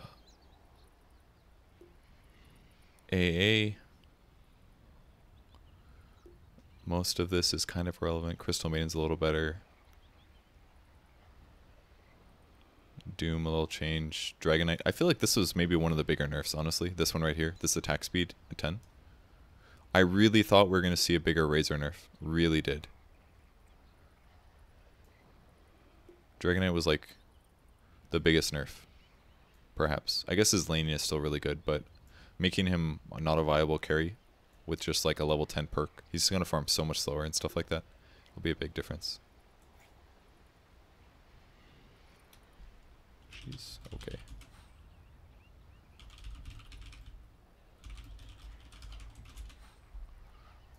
See what else. Chachi's Ember Spirit. Did he write that? Yeah, he did. He actually plays Ember damage build because he's crazy. He wants to Wraith King. Gyro barely got touch. Small nerf. I guess this is big again. The flat cannon projectiles is really big. This is like the biggest nerf to the hero in my opinion. Maybe the 6-second. Probably flak.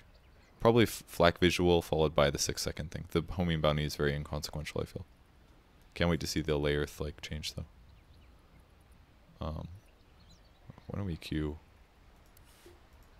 Let's,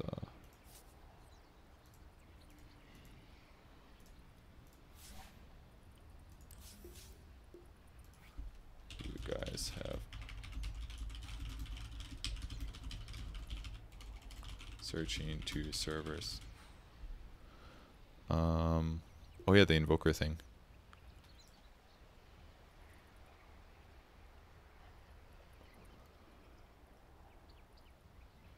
It's very easy to read a patch and then forget.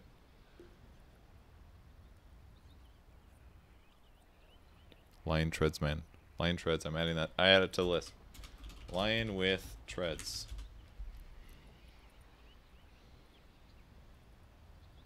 Realistically, Lich with treads would also be really good. I played Lich the other day, I went Tranquils, and I got Frostblast cooldown. We kind of owned the game really hard. But treads is so good, 120 damage, man. And the ability to heal yourself to full. 120 damage is so much. That's actually so much, man. But by the time you're that point in the game, like, maybe there need to be like more late game drum purchases or something like that. I don't know. But supports never really have the time to stand and attack heroes, is what it feels like. Because you have to worry about getting killed by carries and stuff. Rana's still shit. Kind of. Magnus is like no different. Yeah, Luna nukes. Maybe Monkey King support.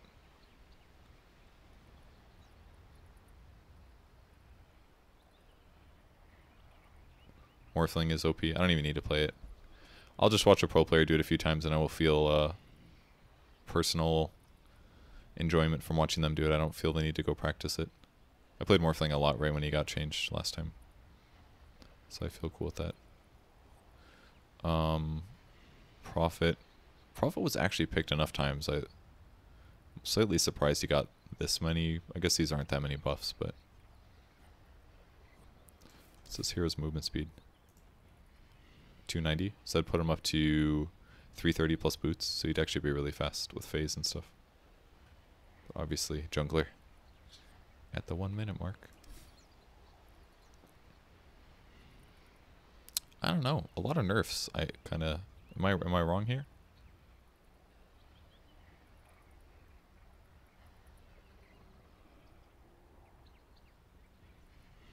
I'd play Visage too. Let's add that. Visage!